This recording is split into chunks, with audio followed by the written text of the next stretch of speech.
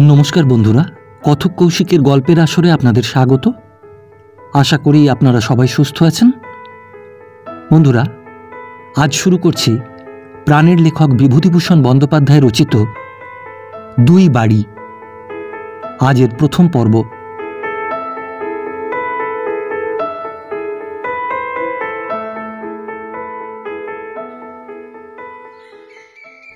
রামতারণ চৌধুরী সকালে উঠে বড় ছেলে নিধুকে বললেন, নিধে, একবার হরিবাগদির কাছে গিয়ে তাগাদা করে দেখ দেখি, আজ কিছু না আনলে একেবারেই গোলমাল। নিধুর বয়স 25। এবার সে মোক্তারি পরীক্ষা দিয়ে এসেছে, সম্ভবত পাশও করবে। বেশ লম্বা দোহারা গড়ন, রং খুব ফর্সা না হলেও তাকে এ পর্যন্ত কেউ কালো বলেনি। নিধু কি একটা কাজ করছিল, বাবার কথায় এসে বলল, সে আজ কিছু দিতে পারবে না। দিতে পারবে না তো আজ চলবে কি করে? তুমি বাপু একটা উপায় খুঁজে বার করো, আমার মাথায় তো আসছে না। কোথায় যাব বলুন না বাবা। একটা উপায় আছে, ওপাড়ার গোসাই খুড়োর বাড়িতে গিয়ে ধার চেয়ে আনি না হয়। সেখানে বাবা আর গিয়ে কাজ নেই, তুমি একবার ওই বিন্দু পিসির বাড়ি যাও দেখি। গ্রামের প্রান্তে গোয়ালাপাড়া। বিন্দু গোয়ালিনীর ছোট্ট চালা ঘরখানি গোয়ালাপাড়ার একেবারে মাঝখানে। তার স্বামী কৃষ্ণ ঘোষ এ গ্রামের মধ্যে একজন অবস্থাপন্ন লোক ছিল। বাড়িতে 7-8টা গোলা, পুকুর, প্রায় 100-র কাছাকাছি গরু ও মহিষ। কিছু তেজারতি কারবারও ছিল সেই সঙ্গে।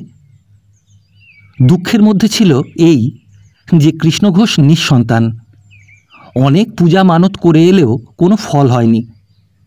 সকলে বলে স্বামীর মৃত্যুর পরে বিন্দুর হাতে প্রায় 1000-5 টাকা পড়েছিল। বিন্দুর উঠোনে দাঁড়িয়ে নিধু ডাকল, ও পিসি, বাড়ি আছো?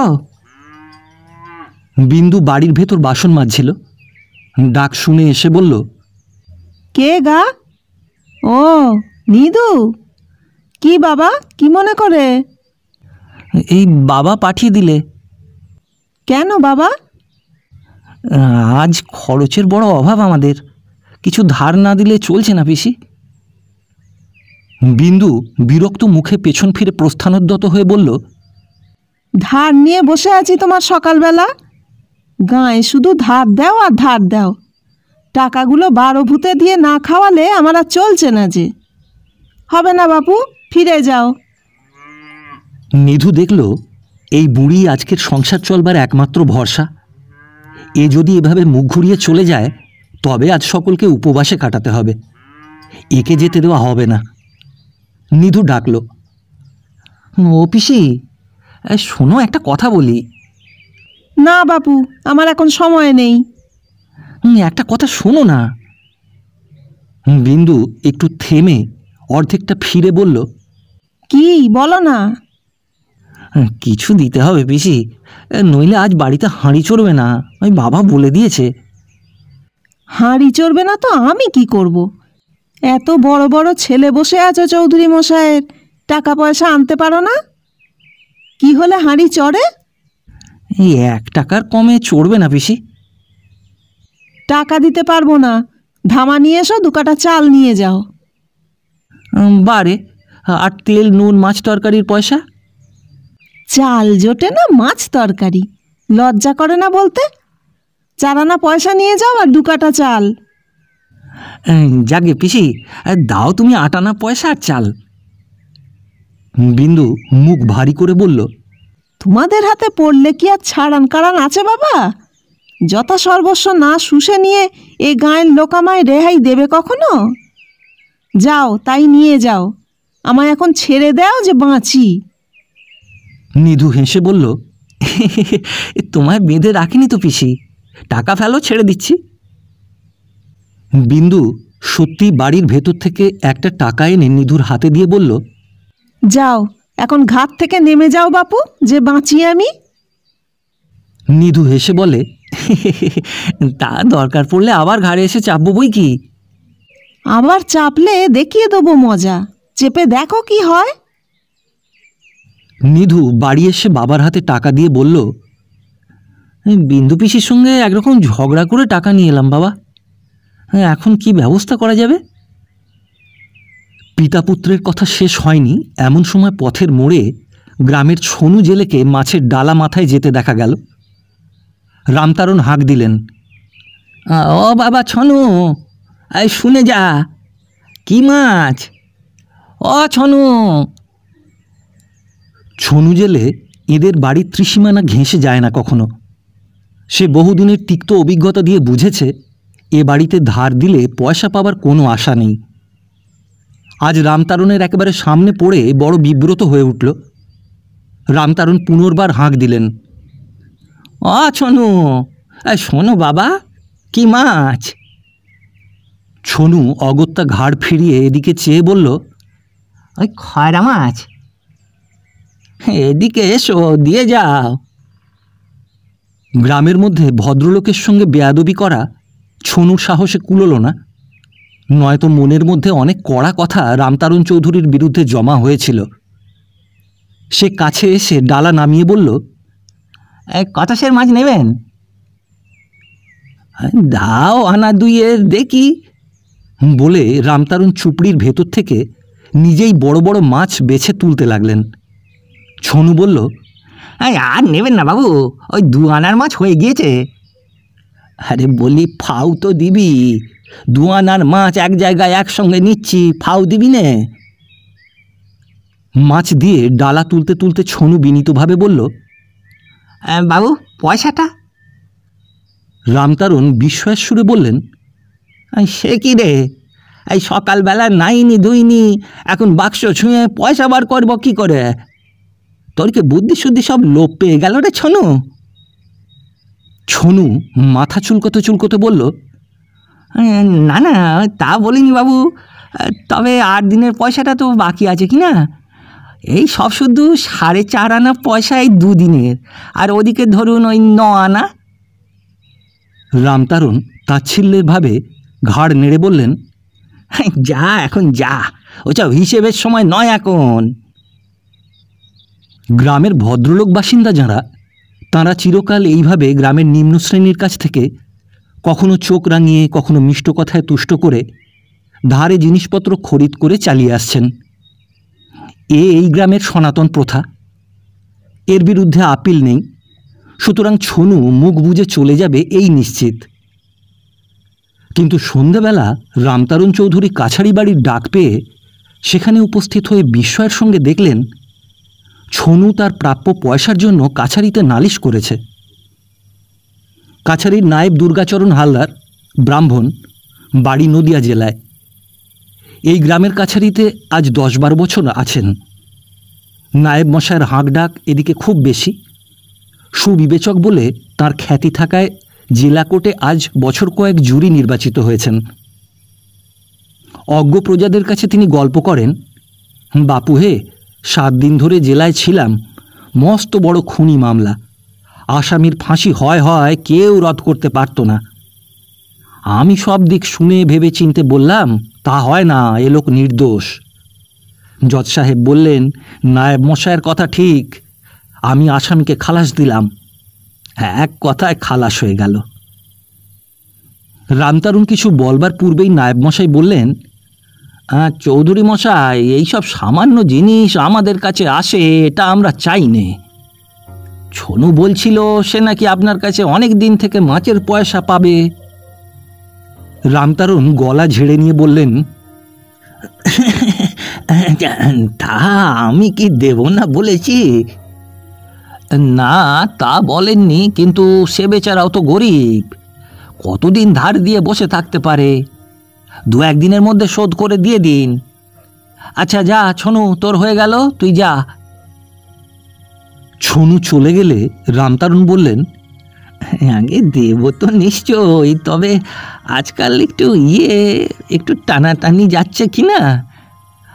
সে আমার দেখবার দরকার নেই চৌধুরী মশাই, নালিশ করতে এসেছিল, পয়সা পাবে, আমি নিষ্পত্তি করে দিলাম। 2 দিনের মধ্যে ওর পয়সা দিয়ে দেবেন, মিটে গেল। 2 দিন নয়, ওই 1 সপ্তাহ সময় দিন নায়েব মশাই, এই সময়টা বড় খারাপ যাচ্ছে। তো কত পয়সা পাবে? দাঁড়ান, 13.5 আনা মোট বোধ হয়। এই নিন, একটা টাকা ওর দাম চুকিয়ে দিন। ও ছোট লোক, একটা কড়া কথা যদি বলে, ভদ্রলোকের মানটা কোথায় থাকে বলুন তো? ওর দেনা শোধ করুন, আমার দেনা আপনি যখন হয় শোধ করবেন। রামতারণ হাঁপ ছেড়ে বাঁচলেন। হঠাৎ তার মনে হলো নায়েব মশাইকে তাঁর সংসারের সব দুঃখ খুলে বলেন। নায়েব মশাই, কি করব, বড় কষ্টে পড়েছি। দুবেলা খেতে অনেকগুলি পুষছি। বড় ছেলেটি সবে পাশ করেছে, এখনো কিছু রোজগার করে না। আমি বুড়ো হয়ে পড়েছি, জমি জমাও এমন কিছু নেই, তা আপনি জানেন। যা সামান্য আছে তাতে সংসার চলে না। এই সব কারণে অনেক হীনতা স্বীকার করতে হয়, নইলে সংসার চলে না নায়েব মশাই। মনে মনে এই কথাগুলি কল্পনা করে রামতারণের চোখে জল এলো। মুখে অবশ্য তিনি কিছু বলতে পারলেন না। নায়েব মশাইকে নমস্কার করে চলে এলেন। এমন অপমান তিনি জীবনে কখনো হননি। শেষে কিনা জমিদারি কাছারিতে ছনু জেলে তাঁর নামে নালিশ করল। কালে কালে সবই সম্ভব হয়ে উঠল। রামতারণের বাল্যকালে বা যৌবন বয়সে গ্রামে এরূপ একটি ব্যাপার সম্ভবই ছিল না। সেদিন আর নেই। নিধু পিতার পদধূলি নিয়ে বলল, তাহলে যাই বাবা। রামতারণের চোখে জল এলো। বললেন, এসো বাবা, সাবধানে থেকো, আর যাতা খেও না। আমি যদুবাবুকে লিখে দিলাম, তিনি তোমাকে ডেকে টেকে দেবেন, সুলুক সন্ধান দেবেন। অত বড় লোক যদিও আজ তিনি, এক সময় দুজনে একই বাসায় থেকে পড়াশুনো করেছি। তিনিও গরিবের ছেলে ছিলেন, আমিও তাই। আর গাড়ি যেন একটু সাবধানে চালিয়ে নিয়ে যায়, দেখো। কথাটা ঠিক বটে, তবে রামতারণ যে গরিব, সেই গরিবই রয়ে গেছেন। যদুমারু যে আঙুল ফুলে কলা গাছ হয়ে খ্যাতি, প্রতিপত্তি, বিষয় আশয় এবং নগদ টাকায় বর্তমানে মহকুমা আদালতের মোক্তারবাড়ির শীর্ষস্থানীয়। যদুবাণিজ্যের বাড়ি প্রাসাদোপম না হলেও নিতান্ত ছোট নয়। যে সময়ের কথা হচ্ছে, তখন সারা টাউনের মধ্যে অমন ফ্যাশনের বাড়ি একটিও ছিল না। আজকাল অবশ্য অনেক হয়েছে। নিধু ফটকের সামনে গরুর গাড়ি রেখে বৈঠকখানাতে ঢুকল। মহকুমার টাউনে তার যাতায়াত খুবই কম, কারণ সে লেখাপড়া করেছে তার মামার বাড়ির দেশ ফরিদপুরে। যদুমারুজ্জে মশাইকে সে কখনো দেখেনি। সকালবেলা পশারওয়ালা মুক্তার যদুমারুজ্জের সেরেস্তায় মক্কেলের ভিড় লেগেছে। কেউ বৈঠকখানার বাইরে রোয়াকে বসে তামাক খাচ্ছে, কেউ কেউ নিজ সাক্ষীদের সঙ্গে মকদ্দমা সম্বন্ধে পরামর্শ করছে। নিধু ভিড় দেখে ভাবল, ভগবান যদি মুখ তুলে চান, তবে তারও মক্কেলের ভিড় কি হবে না? যদুবাবু সামনেই নথি পড়ছিলেন। নিধু গিয়ে তাঁর পায়ের ধুলো নিয়ে প্রণাম করল। যদুবাবু নথি থেকে মুখ তুলে বললেন, কোথা থেকে আসা হচ্ছে? আগে আমি কুড়ুলগাছির রামতারণ চৌধুরীর ছেলে। এবার মুক্তারি পাশ করে প্র্যাকটিস করব বলে এখানে এসেছি। বাবা আপনার নামে একটা চিঠি দিয়েছেন। যদুবাবু একটু বিস্ময়ের সুরে বললেন, রামতারণের ছেলে তুমি? মুক্তারি পাশ করেছো, এবার লাইসেন্স পেয়েছো? আগে হ্যাঁ। তা বাসা ঠিক আছে? কিছুই ঠিক নেই, ওই আপনার কাছে সোজা আসতে বলে দিলেন বাবা। আমাদের অবস্থা সব তো জানেন। যদুবাবু চিন্তিতভাবে বললেন, তাই তো, বাসা ঠিক করনি? তোমার জিনিসপত্র নিয়ে এসেছো নাকি? কোথায় সেসব? আগে ওই গাড়িতে রয়েছে। যদুবাবু হেঁকে বললেন, এই ওরে লক্ষণ, ও লক্ষণ, এই বাবুর জিনিসপত্র কি আছে নামিয়ে নিয়ে আয়। বাবাজি, তুমি এখানেই এবেলা খাওয়া দাওয়া করো, তারপর যা হয় ব্যবস্থা করা যাবে। নিধু বিনীতভাবে জানালো যে সে বাড়ি থেকে আহারাদি করেই রওনা হয়েছে। এই এত সকালে? এর মধ্যে খাওয়া দাওয়া শেষ? রাত থাকতে উঠে না খেলে তো তুমি কুড়ুলগাছি থেকে এতটা পথ গরুর গাড়ি করে আসতে পারো নি। আগে মা বললেন দধি যাত্রা করে বেরোতে হয়, তাই ওই ঘরে পাতা দই দিয়ে দুটো ভাত খেয়ে ভোরবেলা। তা বটে, তবে কথা কি জানো বাবা, সব বরাত। এ দধি যাত্রাও বুঝিনে, কিছুই বুঝিনে। বরাতে না থাকলে দধি যাত্রা কেন, তোমারও ঘোল যাত্রা মাখন যাত্রাতেও কিছু করার জো নেই, বুঝলে বাবা। কথা শেষ করে যদুমারু যে চারপাশে উপবিষ্ট মুহুরী ও মক্কেলবৃন্দের প্রতি সগর্ব দৃষ্টি ঘুরিয়ে আনলেন। পরে আবার বললেন, এই মহকুমায় প্রথম যখন প্র্যাকটিস করতে এসেছিলাম, সে আজ ৩৫ বছর আগেকার কথা। একটা ঘটি আর একটা বিছানা সম্বল ছিল, কেউ চিনত না। ওই শ্যাম সাউদের খড়ের বাড়ি ৩ টাকা মাসিক ভাড়ায় ১ বছরের জন্য নিয়ে মোক্তারি শুরু করি। তারপর কত এলো আর কত গেল আমার চোখের সামনে, আমি তো এখনো যা হোক টিকে আছি। একজন মক্কেল বলল, বাবু, আপনার সঙ্গে কার কথা? আপনার মতো পশার জেলার কোটে কজনের আছে? অনেকেই মুক্তারবাবুর মন জোগাবার জন্য এ কথা সায় দিল। যদু মুক্তার নিধুর দিকে চেয়ে বললেন, বাবাজি, ওই সারা পথ গরুর গাড়িতে এসেছো, তোমাদের গ্রাম তো এখানে নয়, সেখানে যাওয়ার চেয়ে কলকাতায় যাওয়া সোজা। একটু বিশ্রাম করে নাও, তারপর কথাবার্তা হবে এখন বিকেলে। মহকুমার টাউন থেকে কুড়ুলগাছি 5 মাইল পথ। নিধু মাঝে মাঝে ম্যালেরিয়ায় ভোগে, স্বাস্থ্য তত ভালো নয়। এইটুকু পথে সেই সত্যি সে ক্লান্ত হয়ে পড়েছিল। যদুবাণুজ্যের বৈঠকখানায় ফরাসের উপর শোয়া মাত্র সে ঘুমিয়ে পড়ল। বিকালের দিকে যদুবাবু কোর্ট থেকে ফিরলেন, গায়ে চাপকান, মাথায় সামলা, হাতে একতাড়া কাগজ। নিধুকে বললেন, চা খাও তো হে, বসো, চা দিতে বলি। নিধু সলজ্জভাবে বলল, থাক, আপনাকে ব্যস্ত হতে হবে না কাকাবাবু। হ্যাঁ বিলক্ষণ, বসো, আসছি। প্রায় ঘণ্টাখানেক পরে চাকর এসে নিধুকে বলল, কর্তাবাবু ডাকছেন বাড়ির মধ্যে। নিধু সসংকোচে বাড়ির মধ্যে ঢুকল চাকরের পিছু পিছু। যদুবাবু রান্নাঘরের দাওয়ায় পিঁড়ি পেতে বসে আছেন, তার পাশে আর একখানা পিঁড়ি পাতা। যদুবাবু রান্নাঘরের খোলা দরজার দিকে চেয়ে বললেন, ওগো, ওই এসেছে ছেলেটি, খাবার দাও। মুক্তার গৃহিণী আধ ঘোমটা দিয়ে বেরিয়ে আসতেই নিধু তার পায়ের ধুলো নিয়ে প্রণাম করল। তিনি তার পাতে গরম লুচি, বেগুন ভাজা ও আলুর তরকারি দিয়ে গেলেন। নিধু চেয়ে দেখল যদুবাবু মাত্র 1 বাটি সাবু খাচ্ছেন। নিধু ভাবল, ভদ্রলোকের নিশ্চয়ই আজ জ্বর হয়েছে। সে জিজ্ঞাসা করল, কাকাবাবু, আপনার শরীর খারাপ হয়েছে নাকি, সাবু খাচ্ছেন যে? মুক্তার গৃহিণী এবার জবাব দিলেন, ওর কথা বাদ দাও বাবা, 12 মাস সাবু জল খাবার, 2 বেলা।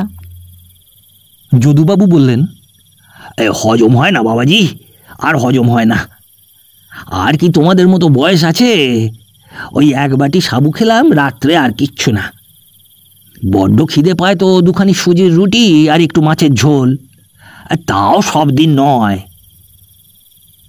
নিধু এবার সত্যি অবাক হলো। সে পাড়াগাঁয়ের ছেলে, শখ করে যে কেউ সাবু খায় এসে দেখেনি। তার বাবাও তো যদুবাবুর সমবয়সী। তিনি এখনো যে পরিমাণে আহার করেন, যদুবাবু দেখলে নিশ্চয়ই চমকে যাবেন। জলযোগের পরে বাইরের ঘরে আসতেই চাকর ফর্সিতে তামাক সেজে দিয়ে গেল। যদুবাবু তামাক টানতে টানতে বললেন, তারপর একটা কথা জিজ্ঞেস করি বাবাজি, কিছু মনে করো না। তো এই মোক্তারি করতে এলে সঙ্গে কত টাকা এনেছো? নিধু প্রশ্নের উত্তর ভালো বুঝতে না পেরে বলল, আগে টাকা? কিসের টাকা? বসে বসে খেতে হবে তো, খরচ চালাতে হবে না। আগে তা বটে, টাকা সামান্য কিছু, ওই মানে হাতে আছে কিছু। এই চাল এনেছি 10-এর বাড়ি থেকে, তাই খাবো। যদুবাবু হেসে বললেন, বাবাজি, একেই বলে ছেলে মানুষ। ওই 10-এর চাল তোমার বাবা তোমার সঙ্গে পাঠিয়ে দিয়েছেন খাবার জন্যে, অর্থাৎ এই চাল কটা ফুরোবার আগেই তুমি রোজগার করতে আরম্ভ করে দেবে, এই তো? আগে হ্যাঁ, তা বাবা সেই কথা ভেবেই দিয়েছেন। নিধু সব কথা ভেঙে বলল না। 1 টাকার ধান ধারে কিনে এনে নিধুর সৎমা চালগুলি কাল সারা বিকেলবেলা ধরে ভেনে কুটে তৈরি করে দিয়েছেন। নিধুর আপন মা নেই। আজ প্রায় 15-16 বছর পূর্বে নিধুর বাল্যকালেই মারা গিয়েছেন। যদুবাবু বললেন, বাবা, খেজুর গাছ তেল পানা নয়, তোমার বাবা যা ভেবেছেন তা নয়। সেকাল কি আর আছে বাবাজি? আমরা যখন প্রথম বসি প্র্যাকটিসে সেকাল গিয়েছে। এখন ওই কোটের অসত্যতলায় গিয়ে দেখো, একটা লাঠি মারলে 3টে মোক্তার মরে, কারও পসার নেই। আবার কেউ কেউ কোট প্যান্ট পরে আসে, মক্কেল কিছুতেই ভোলে না। নিধুর মুখে নিরাশার ছায়া পড়তে দেখে তিনি তাড়াতাড়ি বলে উঠলেন, না না, তুমি তা বলে বাড়ি ফিরে যাও তা আমি বলিনি। আরে ছেলে ছোকরা দমবে কেন? আমি বলছি কাজ খুব সহজ নয়। ওই হঠাৎ বড় লোক হওয়ার কাল গিয়েছে। লেগে যাও কাজে, আমি যতদূর পারি সাহায্য করব। তবে একটি বছর কলসির জল গড়িয়ে খেতে হবে। আগে কলসির জল? হ্যাঁ তাই। ওই বাড়ি থেকে জমানো টাকা এনে খরচ করতে হবে বাবাজি। 10 চালে কুলুবে না। রাগ করো না বাবাজি, অবস্থা গোপন করে তোমাকে মিথ্যে আশা না দেওয়াই ভালো। আমি স্পষ্টবাদী লোক। ওই বাসা ভাড়া দিতে পারবে তো? আগে ওই 2-3 টাকার মধ্যে যাতে হয় তাই করে নেব, তার বেশি দেবার ক্ষমতা নেই।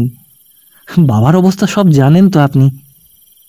যদুবাবু বললেন, আচ্ছা, সস্তায় একটা বাসা তোমায় দেখে দেবো। এখন 2-4 দিন এখানে থেকে কোর্টে যাতায়াত করতে পারতে অনায়াসেই, কিন্তু তাতে তোমার পসার হবে না। উকিল মোক্তার নিজের বাসায় না থাকলে সম্মান হয় না। তোমার ভবিষ্যৎটা তো দেখতে হবে। সেদিন যদুবাবু নিধুর জন্যে একটা ছোট বাসা 5 টাকা ভাড়ায় ঠিক করে দিলেন। যদু বাণুজ্যের খাতিরে নিধু 2-1টি মক্কেল পেতে আরম্ভ করল। নিধু বড় মুখচোরা ও লাজুক। প্রথম প্রথম কোর্টে দাঁড়িয়ে হাকিমের সামনে কিছু বলতে পারত না। মনে হতো এজলাস শুদ্ধ মুক্তারের দল তার দিকে চেয়ে আছে বুঝি। ক্রমে ক্রমে তার সে ভাব দূর হল। যদুবাবু তাকে কাজকর্ম সম্বন্ধে অনেক উপদেশ দিলেন। বললেন, এই দেখো, ওই জেরা ভালো না করতে পারলে ভালো মুক্তার হওয়া যায় না। জেরা করাটা ভালো করে শেখবার চেষ্টা করো। যখন আমি কি হরিহর নন্দী জেরা করব, তুমি মন দিয়ে শোনো, উপস্থিত থেকো সেখানে। নিধু কিন্তু এক বিষয়ে বড় অসুবিধায় পড়ল। যদুবাবুর সেরেস্তায় সকালে সে প্রায় উপস্থিত থেকে দেখত মক্কেলকে তিনি বড় মিথ্যা কথা বলতে শেখান। আসামি, ফরিয়াদি বা সাক্ষীদের 3 ঘন্টা ধরে মিথ্যা কথার তালিম না দিয়ে তার কোনো মোকদ্দমা তৈরি হয় না। একদিন সে বলল, কাকাবাবু, একটা কথা বলবো? হ্যাঁ, কি বলো? ওদের অত মিথ্যা কথা শেখাতে হয় কেন? আরে না শেখালে জেরায় মার খেয়ে যাবে যে। সত্যি কথা যা তাই কেন বলুক না? আরে তাতে মোকদ্দমা হয় না বাবাজি। তাছাড়া অনেক সময় সত্যি কথাই ওদের বারবার শেখাতে হয়। ওরা শিখিয়ে না দিলে সত্যি কথা পর্যন্ত গুছিয়ে বলতে পারে না। আমাদের উপর অবিচার করো না তোমরা। এমন অনেক সময় হয় মক্কেল বাপের নাম পর্যন্ত মনে রাখতে পারে না কোর্টে দাঁড়িয়ে। আর না শেখালে চলে? আমাকেও অমনি করে শেখাতে হবে? যখন এ পথে এসেছো তা করতে হবে বই কি। আর একটা কথা শিখিয়ে দিই, হাকিম চটিও না কখনো। এই হাকিম চটিয়ে তোমার খুব স্পিরিট দেখানো হলো বটে, কিন্তু তাতে কাজ পাবে না।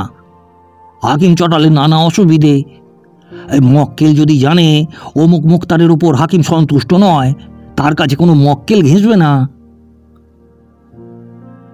নিধু মাসখানেক মুক্তারি করে যদুবাবুর দৌলতে গোটা 15 টাকা রোজগার করল। তার বেশিরভাগই জামিন হওয়ার ফি বাবদ রোজগার। যদুবাবু দয়া করে তাকে দিয়ে জামিননামা সই করিয়ে নিয়ে মক্কেলের কাছ থেকে ফি পাইয়ে দিতেন। একদিন একটি মক্কেল এসে তাকে মারপিটের এক মোকদ্দমায় নিযুক্ত করতে চাইল। নিধু জিজ্ঞাসা করল, এই অপর পক্ষে কে আছে জানো? আগে যদু বাণুজ্যে। নিধু মুখে না বললেও মনে মনে আশ্চর্য হল। প্রবল প্রতাপ যদু বাণুজ্যের বিপক্ষে তার মতো জুনিয়র মুক্তার দেওয়ার হেতু কি? লোকটি তো অনায়াসে যদু বাণিজ্যের প্রতিদ্বন্দ্বী প্রবীণ মুক্তার হরিহর নন্দী কিংবা অন্নদা ঘটক, অভাবপক্ষে মোজাহার হোসেনের কাছেও যেতে পারত। কথাটা ভাবতে ভাবতে সে কোর্টে গিয়ে যদু বাণিজ্যকে আড়ালে ডেকে বলে ফেলল। যদুবাবু বললেন, ও ও ভালোই তো বাবাজি, কিন্তু তোমার মক্কেলের মনের ভাব কি জানো তো? আমি বুঝেছি। কি কাকাবাবু? এই আমি তোমাকে স্নেহ করি এটা অনেকে জেনে ফেলেছে। তোমাকে কেস দেওয়ার মানে আমি বিপক্ষের মুক্তার, কেসে মিটমাটের সুবিধা হবে। কেস মেটাতে চায়? নিশ্চয়ই, নইলে তোমাকে মুক্তার দিত না। অন্য মুক্তারের কথা যদি আমি না শুনি, যদি কেস চালাবার জন্যে মক্কেলকে পরামর্শ দিই, এই ভয়ে তোমাকে মুক্তার দিয়েছে। তা ভালো তো, ওর কাছ থেকে বেশ করে 2-4 দিন ফি আদায় করো। ওই 2-4 দিন তারিখ পাল্টে যাক, হাতে কিছু আসুক, তারপর মিটমাটের চেষ্টা দেখলেই হবে। বড্ড অধর্ম হবে কাকাবাবু, আজই কেন কোর্টে মিটমাটের কথা হোক না? তাহলেই তুমি মোক্তারি করেছো বাবা। মাইনর পাশ করে সেকালে মোক্তারিতে ঢুকেছিলাম, আর চুল পাকিয়ে ফেললাম এই কাজ করে। তুমি এখনো কাঁচা ছেলে, যা বলি তাই শোনো। তোমার মক্কেল মিটমাটের কথা কিছু বলেছে? হ্যাঁ গে না। তবে তুমি ব্যস্ত হও কেন এখনই? হ্যাঁ, আগে বলুক, তারপর দেখা যাবে। 1 মাস শহরে মুক্তারি করে নিধু বাড়ি যাবার জন্য ব্যস্ত হয়ে উঠল। যদু মুক্তার বললেন, বাবাজি, সোমবার যেন কামাই করো না। শনিবারে যাবে, সোমবারে আসবে। মাথায় আকাশ ভেঙে পড়লেও আসবে। নতুন প্র্যাকটিসে ঢুকে কামাই করতে নেই একেবারে। নিধু যে আজ্ঞে বলে বিদায় নিয়ে মুক্তার লাইব্রেরি থেকে বেরিয়ে নিজের বাসায় এলো। অনেকদিন পরে বাড়ি যাচ্ছে কাল। ভাই বোনগুলির জন্য কি নেওয়া যায়? বাবার জন্য অবশ্য ভালো তামাক খানিকটা নিতেই হবে। মায়ের জন্যই বা কি নেওয়া উচিত? সারাদিন ভেবে চিনতে সে সকলের জন্যই কিছু না কিছু সস্তা দামের সওদা করল এবং শনিবার কোর্টের কাজ মিটলে বড় একটি পুঁটুলি বেঁধে হাঁটা পথে বাড়ি রওনা হলো। 5-6 ক্রোশ পথ, গাড়ি একখানা 2 টাকা 2.5 টাকার কমে যেতে চাইবে না। অত পয়সা নিজের সুখের জন্য ব্যয় করতে সে প্রস্তুত নয়। বর্ষাকাল, সারাদিন কালো মেঘে আকাশ অন্ধকার। সজল বাদলার হাওয়ায় ভ্রমণে ক্লান্তি আনে না। পথের দুপাশে ঘন সবুজ দিগন্ত প্রসারী ধানক্ষেত, আউশ ধানের কচি জাওলার প্রাচুর্যে চোখ জুড়িয়ে যায়। তবে কদিনের বৃষ্টিতে কাঁচা রাস্তায় বড় কাদা, জোরে পথ হাঁটা যায় না মোটেই। এক জায়গায় পথের ধারে বড় একটা পুকুর। পুকুরে অন্য সময় তত জল থাকে না। এখন বর্ষার জল পাড়ের কানায় কানায় ঘাসের জমি ছুঁয়ে আছে। জলে কচুরিপানার নীল ফুল, ওপারে ঘন নিবিড় বনঝোপে তিতপল্লার হলুদ রঙের ফুল। নিধুর খিদে পেয়েছিল, সঙ্গে একটা ঠোঁয়ায় নিজের জন্য কিছু মুরগি কিনে এনেছিল। মুক্তারবাবুর যেখানে সেখানে বসে খাওয়া উচিত নয়।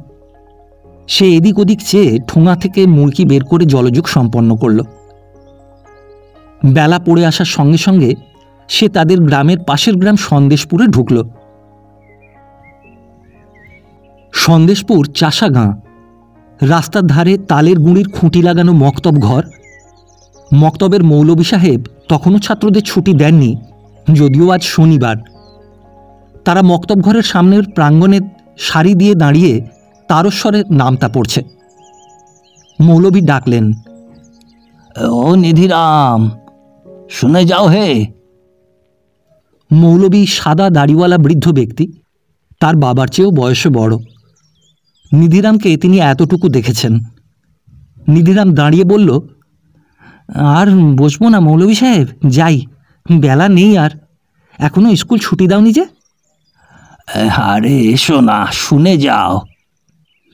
না, যাই। মৌলভী সাহেব স্কুল প্রাঙ্গণ ছেড়ে এসে নিধিরামের রাস্তা আটকালেন। আরে চলো, বসো না একটু, এসো। ওরে, একখানা টুল বের করে দে মাঠে। আরে তোমরা শহরে থাকো, একবার শহরের খবরটা নি। নিধিরাম অগত্যা গেল বটে, তার দেরি সইছিল না। কতক্ষণে বাড়ি পৌঁছবে ভাবছে, না আবার এই উপসর্গ। সে ঈষৎ বিরক্তির সুরে বলল, কি আবার খবর? কি খবর আমরা জানি, তুমি বলো শুনি। মুখতারি করছো শুনলাম, সেই দিন কার কাছে যেন? তারপর কেমন হচ্ছে টচ্ছে? হ্যাঁ, নতুন বসেছি, এখনই কি হবে বলো? যদু মুক্তার খুব সাহায্য করছে। যদু মুক্তার? ওহ, অনেক পয়সা কামাই করে, সবই নসিব বুঝলে। মাইনর পাশ করি আমরা একই স্কুল থেকে, অবশ্যই আমার চেয়ে 7-8 বছরের ছোট। দেখো আমি কি করছি আর যদু কি করছে।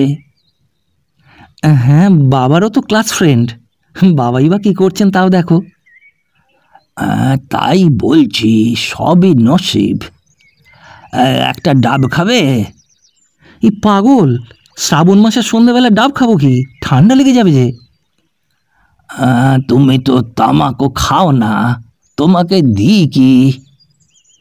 আরে তামাক খেলে কি তোমার সামনে খেতাম মৌলভী সাহেব? তুমি আমার বাবার চেয়ে বড়। তোমরা মান খাতির রেখে চলো তাই, নইলে নাতির বয়সী ছোকরারা আজকাল বিড়ি খেয়ে মুখের ওপর ধোঁয়া ছেড়ে যায়। সেদিন 8ঘড়ার দাশরথী ডাক্তারের ডাক্তারখানায় বসে আছি। সন্ধ্যার অন্ধকার নামবার বেশি দেরি নেই। নিধিরাম ব্যস্ত হয়ে বলল, আমি আসি মৌলভী সাহেব, সন্ধ্যের পর যাওয়ায় কষ্ট হবে, সম্মুখে আঁধার রাত। আরে তোমাদের গাঁয়ের 5-6টা ছেলে পড়ে এখানে, দাঁড়াও না, ওই নামতাটা পড়ানো হয়ে গেলেই ওরাও যাবে, একসঙ্গে যেও। এখনো আজ স্কুল ছুটি দাওনি যে? রোজই এমন নাকি? আজ তার উপর শনিবার। আরে বাড়ি গিয়ে তো চাষার ছেলে ছিপ নিয়ে মাছ ধরতে বসবে, নয়তো গরুর জাব কাটতে বসবে। তার চেয়ে এখানে যতক্ষণ আটকানো থাকে, একটু এলেমদার লোকের সঙ্গে তো থাকতে পারে, দুটো ভালো কথাও তো শোনে, বুঝলে না? আমার রোজই সন্ধ্যের আগে ছুটি। সন্ধ্যার পর নিধু গ্রামে ঢুকল। নিজের বাড়ি পৌঁছবার আগে সে একবার থমকে দাঁড়ালো। তাদের বাড়ির ঠিক সামনে সরু গ্রাম্য রাস্তার এপাশে লালবিহারী চ্যাটার্যেদের যে বাড়ি সে ছেলেবেলা থেকে জনশূন্য অবস্থায় পড়ে থাকতে দেখেছে, সে বাড়িতে আলো জ্বলছে। এক আধটা আলো নয়, দোতলার প্রত্যেক জানলা থেকে আলো বের হচ্ছে। ব্যাপার কি? সে বাড়ির সামনে এসে দাঁড়িয়ে চেয়ে দেখল বৈঠকখানায় অনেক গ্রাম্য ভদ্রলোক জড়ো হয়েছেন। তার বাবা রামতরণ চৌধুরীও আছেন তাদের মধ্যে। একজন স্থূলকায় প্রৌঢ় ভদ্রলোক সকলের মাঝখানে বসে হাত নেড়ে কি বলছেন। নিধু নিজের বাড়ির মধ্যে ঢুকে পড়ল। তাকে দেখে প্রথমে ছুটে এলো নিধুর ভাই রমেশ। ওমা, ও কালী, দাদা বাড়ি এসেছে, দাদা। তখন বাকি সবাই ছুটে এসে তাকে ঘিরে দাঁড়ালো, সম্মিলিতভাবে নানা প্রশ্ন করতে লাগলো। নিধুর মা এসে বললেন, এই তোরা সরে যা তো, ওকে আগে একটু জিরুতে দে। বস নিধু, পাখা নিয়ে আয় তো কালী। নিধু জিজ্ঞাসা করল, মা, কারা এসেছে ও বাড়িতে? জজবাবু বাড়িতে এসেছেন ছুটি নিয়ে, এবার নাকি পুজো করবেন বাড়িতে। লালবিহারী বাবু? হ্যাঁ, তোর কাকা হন, কাকা বাবু বলে ডাকবি। বড় লোক। এতে কি? ও, ভালো কথা, ওতে একটা মাছ আছে, দেগঙ্গার বিলে ধরেছিল, কিনে এনেছি। অপুটি, তোর দাদা মাছ এনেছে, আগে কুটে ফেল দেখি, পচে যাবে। বলে নিধুর মা ঘরের মধ্যে চলে গেলেন এবং অল্পক্ষণ পরে এক ঘটি জল ও গামছা এনে নিধুর সামনে রেখে বললেন, হাত মুখ আগে ধুয়ে ফেল বাবা, বলছি সব কথা। নিধুর আপন মা নেই, ইনি সৎ মা, এবং রমেশ নিধুর বৈমাত্রেও ভাই। রমেশ বলল, দাদা, একটা ডাব খাবে? আমি একটা ডাব এনেছিলাম বন্ধুদের গাছ থেকে। নিধুর মা ধমক দিয়ে বললেন, যা, বর্ষাকালে রাত্রিরে এখন ডাব খায় কেউ, তারপর জ্বর হোক। তুই হাত মুখ ধুয়ে নে বাবা, আমি খাবার নিয়ে আসি।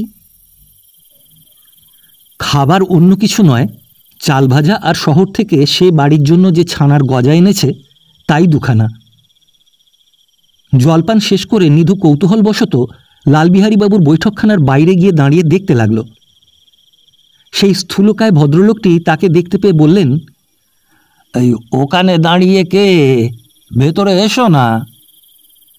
নিধু সসংকোচে বৈঠকখানার ভেতরে ঢুকতে রামতারণ চৌধুরী ব্যস্ত সমস্ত হয়ে বললেন, নিধু, কখন এলে? এটি আমার ছেলে, এরই কথা বলছিলাম তোমাকে। ওই মুক্তারিতে ঢুকেছে এই সবে। স্থূলকায় ভদ্রলোকটি লালবিহারী চ্যাটার্জি। নিধু তা বুঝল। সে বাবাকে ও লালবিহারীকে আগে প্রণাম করে পরে একে একে অন্যান্য বয়োজ্যেষ্ঠ প্রতিবেশীদেরও প্রণাম করল। লালবিহারী চ্যাটার্জি বললেন, বসো বসো, তারপর পসার কেমন হচ্ছে? নিধু বিনীতভাবে বলল, আগে একরকম হচ্ছে, সবে তো বসেছি। লালবিহারী পূর্বস্মৃতি মনে আনবার ভাবে বললেন, তোমার মতো আমিও একদিন প্র্যাকটিস করতে বসেছিলাম বহরমপুরে। 3 বছর ওকালতি করেছিলাম। সেই সব দিনের কথা আজও মনে আছে। বেশ ভালো করে খেটো হে মক্কেলের জন্য, ফাঁকি দিও না, তাহলেই পসার হবে। মক্কেল নিয়ে ব্যবসা তোমার মতো আমিও একদিন করেছি, জানি তো। পুত্রগর্বে রামতারণের বুক ফুলে উঠল। এত বড় একজন লোক, একটা মহকুমার ডিক্রি ডিসমিসের মালিক, তাঁর ছেলে নিধুর সঙ্গে সমানে সমানে কথা কইছেন। কই, আরও তো কত লোক গাঁয়ের বসে আছে, কজনের ছেলে আছে উকিল মুক্তার। লালবিহারী পুনরায় বললেন, তুমি কাল যাবে না পরশু যাবে? নিধু উত্তর দিল, এই পরশু সকালে উঠেই চলে যাব। তাহলে কাল আমার বাড়িতে দুপুরে খেও, 2-1টা কথা বলবো। রামতারণ একবার সগর্বে সকলের দিকে তাকিয়ে নিলেন। ভাবটা এমন, কই তোমাদের কাউকে তো লালবিহারী খেতে বললে না? মানুষেই মানুষ চেনে। নিধু বিনীতভাবে বলল, আগে তা বেশ। এই আমার ছেলে অরুণকে তুমি দেখনি? আলাপ করিয়ে দেব এখন। সেও ল পড়ছে, সামনের বছর MA দেবে, তোমার বয়সী হবে। নিধু বলল, আচ্ছা, এখন তাহলে আসি কাকাবাবু। নিধুর মা শুনে বললেন, বড় লোক কি আর এমনি হয়? মন ভালো না হলে কেউ বড় লোক হয় না। তবে কর্তা যেমন, গিন্নি কিন্তু তেমন নয়, একটু ঠেকারে আছে। তা থাক, আমরা গরিব মানুষ, আমাদের তাতে কি বা আসে যায়? আমরা সকলের চেয়ে ছোট হয়েই তো আছি, থাকবো চিরকাল। পরদিন সকালে রমেশ ছুটে এসে নিধুকে বলল, দাদা, শিগগির এসো, জজবাবুর ছেলে তোমায় ডাকছে। নিধুদের বাইরের ঘর নেই, তবে রোয়াকের উপর একখানা খড়ের চালা আছে। নিধু বাইরে গিয়ে দেখল একটি 16-17 বছরের ছেলে চালার নিচে রোয়াকে বসে কি একখানা বইয়ের পাতা উল্টাচ্ছে। নিধু ছেলেটিকে রোয়াকে মাদুর পেতে বসালো। ছেলেটি বলল, আপনাদের বাড়িতে কোনো বাংলা বই আছে? নিধু ভেবে দেখে বলল, না, বই তেমন কিছু নেই তো। বাংলা রামায়ণ মহাভারত আছে। ওসব না, আমার বোন মঞ্জু বড্ড বই পড়ে, তার জন্যে দরকার। সেই পাঠিয়ে দিলে। তোমাদের বাড়ি বই নেই? সব পড়া শেষ। মঞ্জু একদিনে 3খানা করে বই শেষ করে। সিংলে বান্ধব লাইব্রেরি, অত বড় লাইব্রেরি, তার জন্য ফেল, বই জুগিয়ে উঠতে পারে না। তোমার বোন কি কলকাতায় থাকে? ও যে মামার বাড়ি থেকে পড়ে, এবার 2nd ক্লাসে উঠল, সামনের বার ম্যাট্রিক দেবে। বাবা মফস্বলে বেড়ান, সব জায়গায় মেয়েদের হাই স্কুল তো নেই, তাই ওকে মামার বাড়ি কলকাতায় রেখেছেন পড়ার জন্যে। দুপুরে সেই ছেলেটি তাকে খাবার জন্য ডেকে নিয়ে গেল। নিধু ওদের বাড়ির মধ্যে ঢুকে অবাক হয়ে গেল। বড়লোকের বাড়ি বটে। চক মিলানো দোতলা বাড়ির বারান্দা থেকে দামি দামি সুদৃশ্য ভিজে শাড়ি ঝুলছে। বারান্দায় সুবেশা সুন্দরী মেয়েরা ঘোরাফেরা করছে। কোনো ঘরে গ্রামাফোন বাজছে। লোকজনে ভিড়ে হইচইয়ে সরগরম। এই বাড়িটি সে পড়ে থাকতে দেখে আসছে বাল্যকাল থেকে। কখনো এরা দেশে আসেননি। নিধু বাড়িটার মধ্যে কখনো ঢুকেও দেখেনি এর আগে। বাবার মুখে সে শুনেছে তার বয়স যখন 4 বছর তখন একবার এরা দেশে এসে ঘরবাড়ি মেরামত করে ও নতুন করে অনেকগুলি ঘর বারান্দা তৈরি করে, কিন্তু সে কথা নিধুর স্মরণ হয় না। একটি প্রৌঢ়া মহিলা তাকে যত্ন করে আসন পেতে বসালেন এবং কিছুক্ষণ পরে একটি 15-16 বছরের সুন্দরী মেয়ে তার সামনে ভাতের থালা রেখে গেল। কিছুক্ষণ পরে মহিলাটি আবার এসে তার সামনে বসলেন। নিধু লজ্জায় মুখ তুলে চাইতে পারছিল না। মহিলাটি বললেন, লজ্জা করে খেও না বাবা, তোমাকে সেবার এসে দেখেছিলাম এতটুকু ছেলে, এর মধ্যে কত বড়টি হয়েছ। ও মঞ্জু, এদিকে আয় মা, তোর দাদার খাওয়া দেখ। এখানে দাঁড়া এসে, আমি আবার ওদিকে যাব। মেয়েটি এসে মায়ের পাশে দাঁড়ালো, বলল, বারে, আপনি কিছু খাচ্ছেন না যে? নিধু সলজ্জভাবে বলল, আপনাকে বলতে হবে না, আমি ঠিক খেয়ে যাব। মেয়ের মা বললেন, ওকে আপনি বলতে হবে না বাছা, ও তোমার ছোট বোনের মতো। এক গায়ে পাশাপাশি বাড়ি, থাকা হয় না আসা হয় না তাই। নইলে তোমরা প্রতিবেশী, তোমাদের চেয়ে আপন আর কে আছে। তোমার মাকে ওবেলা আসতে বলো। বসে খাও বাবা। মঞ্জু, দাঁড়া এখানে। গৃহিণী উঠে চলে গেলেন। মেয়েটি বলল, আমি মাংস এনে দিই। মাংস আমি খাই না তো। মেয়েটি আশ্চর্য হবার সুরে বলল, খান না? ও মা, তবে মাকে বলে আসি, কি দিয়ে খাবেন?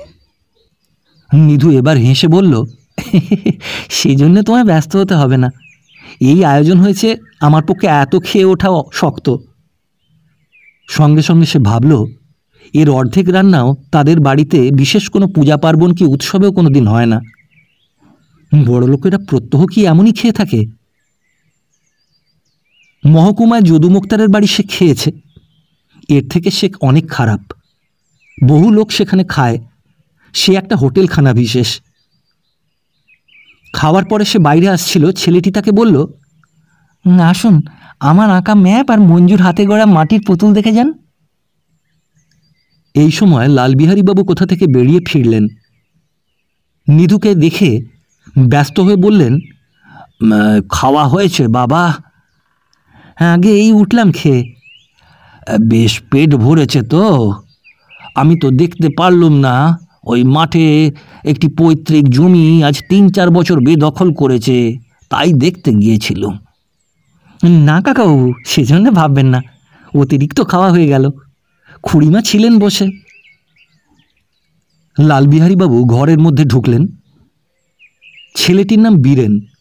সে নিধুকে অন্তঃপুরের একটা ছোট ঘরের মধ্যে নিয়ে গিয়ে বসালো। কিছুক্ষণ পরে মেয়েটি ঘরের মধ্যে ঢুকে তার হাতে পানের ডিবে দিয়ে বলল, পান খান দাদা। আমার পুতুল দেখেননি বুঝি? দাঁড়ান দেখাই। মঞ্জু একটা আলমারির ভেতর থেকে একরাশ মাটির কুমির, কুকুর, রাধাকৃষ্ণ, সিপাই প্রভৃতি বের করে বলল, দেখুন কেমন হয়েছে। ভারী চমৎকার, বাহ। মঞ্জু হাসি মুখে বলল, আমাদের স্কুলে এসব তৈরি করতে শেখায়। আরও একটা জিনিস দেখাবো, কাল আসবেন তো? নিধু বলল, না, সকালেই যেতে হবে, এখন নতুন মুক্তারিতে ঢুকে কামাই করা চলবে না, তাছাড়া কেস রয়েছে। বিকেলে এসে চা খাবেন কিন্তু। চা তো আমি খাই না। চা না খান, জলখাবার খাবেন, সেই সময় দেখাবো। আসবেন কিন্তু দাদা অবশ্যই। এই সময় বীরেন ঘরে ঢুকে বলল, মঞ্জু কিন্তু বেশ গান করতে পারে, শোনেননি বুঝি নিধুদা? ওবেলা গান শুনিয়ে দে না মঞ্জু। মঞ্জু বেশ সপ্রতিভূমে বেশ নিঃসংকোচেই বলল, উনি ওবেলা জল খেতে আসবেন, নেমন্তন্ন করেছি, সেই সময় শোনাবো। নিধু বাড়ি এলেই তার মা জিজ্ঞেস করলেন, ভালো খেলি? খুব ভালো। কি কি খেলি বল? গিন্নির সঙ্গে দেখা হলো? হ্যাঁ, তিনি তো খাবার সময় বসেছিলেন। আর কার সঙ্গে আলাপ হলো? আর ওই যে বীরেন বলে ছেলেটি, বেশ ছেলে। আশ্চর্যের বিষয়, নিধুর মনের প্রবলতম ইচ্ছা যে সে মায়ের কাছে মঞ্জুর কথা বলে, সেটাই কিন্তু সে বলতে পারল না। মঞ্জুর সম্পর্কিত কোনো উল্লেখই সে করতে পারল না। নিধুর মা বললেন, গিন্নির সঙ্গে আমার ইচ্ছে যে একটু আলাপ করি। বড় লোকের বউ, আলাপ রাখা ভালো। তা তুমি গিয়ে আলাপ করলেই পারো। তিনি কি তোমার এখানে আসবেন? তোমায় যেতে হবে। একা যেতে ভয় করে। তুমি যেন একটা কি, প্রতিবেশীর বাড়ি যাবে তো ভয় কি? বাঘ না ভাল্লুক তোমায় টপ করে মেরে ফেলবে নাকি? তুই যদি যাস, তোর সঙ্গে যাই। তা চলো না, আমায় তো ওরা ওই বিকেলে জল খেতে বলেছে ওখানে। নিধুর মা আগ্রহের সঙ্গে বললেন, কে কে বললে তোকে? গিন্নি বললে নাকি? হ্যাঁ তাই। ওই গিয়ে ঠিক গিন্নি ছিলেন না সেখানে, তবে ওই গিন্নি বলে পাঠালেন আর কি। তোকে বোধহয় গিন্নির খুব ভালো লেগেছে। মায়ের এইসব কথা বড় অস্বস্তিকর। নিধু দেখেছে চিরকাল তার মায়ের ব্যাপার। বড় লোক দেখলে অত ভেঙে নুয়ে পড়বার যে কি আছে? তাকে ভালো লাগলেই বা কি? ওরা তো তার সঙ্গে মেয়ের বিবাহ দিতে যাচ্ছে না। সুতরাং ভেবে লাভ কি এসব কথা? মুখে উত্তর দিল, তা কি জানি, হয়তো তাই। নিধুর মা সগর্বে বললেন, ভালো লাগতেই হবে যে, না লেগে উপায় কি? না, মার জ্বালায় আর পারবার জো নেই। এত সরল আর ভালো মানুষ লোক হলে আজকালকার কালে জগতে তাকে নিয়ে চলাফেরা করাও মুশকিল। পৃথিবীতে যে কত খারাপ, জুয়াচোর, বদমাইশ লোক থাকে, নিধুর ইতিপূর্বে কোনো ধারণা ছিল না সে সম্বন্ধে। কিন্তু সম্প্রতি মোক্তারিতে ঢুকে সে দেখেছে মার মতো সরলা এ পৃথিবীতে চলে না। বেলা 6টার সময় বীরেন বাইরে থেকে ডাকল, নিধুদা আসুন, ও নিধুদা। নিধু বাইরে আসতেই বলল, দেরি করে ফেললেন যে, মঞ্জু কতক্ষণ থেকে খাবার সাজিয়ে বসে, আমায় বললে ডাক দিতে। নিধুর মনে হঠাৎ বড় আনন্দ হলো। এ অকারণ পুলকের হেতু প্রথমটা সে নির্ণয় করতে পারল না।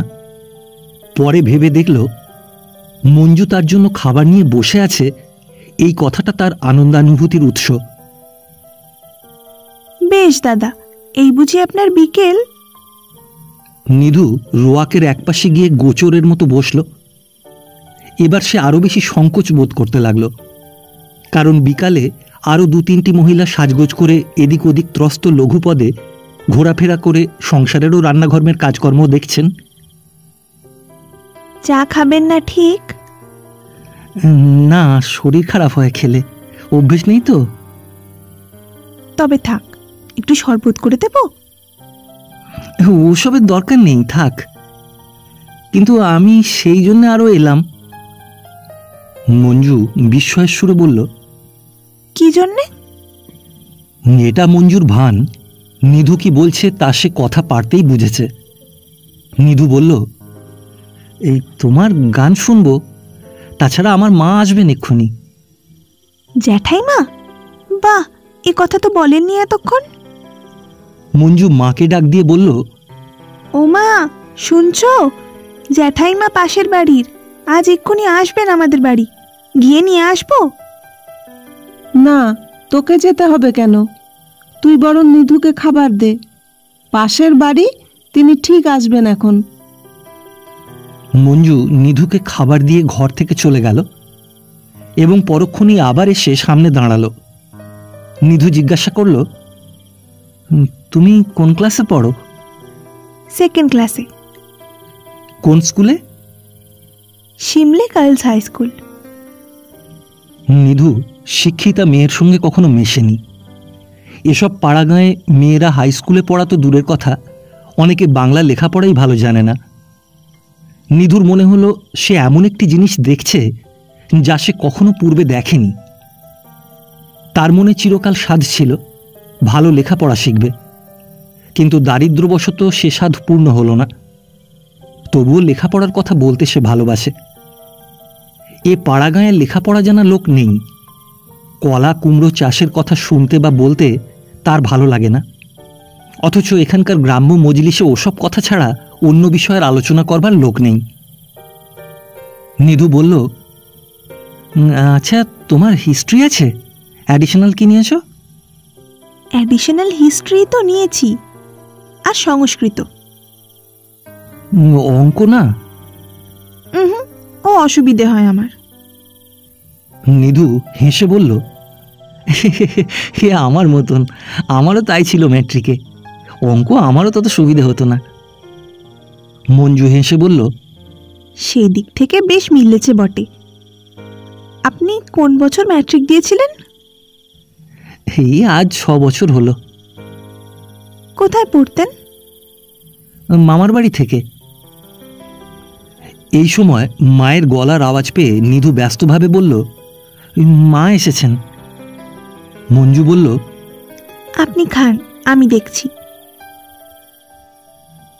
খানিক পরে গিন্নির সঙ্গে নিধুর মাকে রান্নাঘরের সামনের রোয়াকে বসে কথা বলতে দেখা গেল।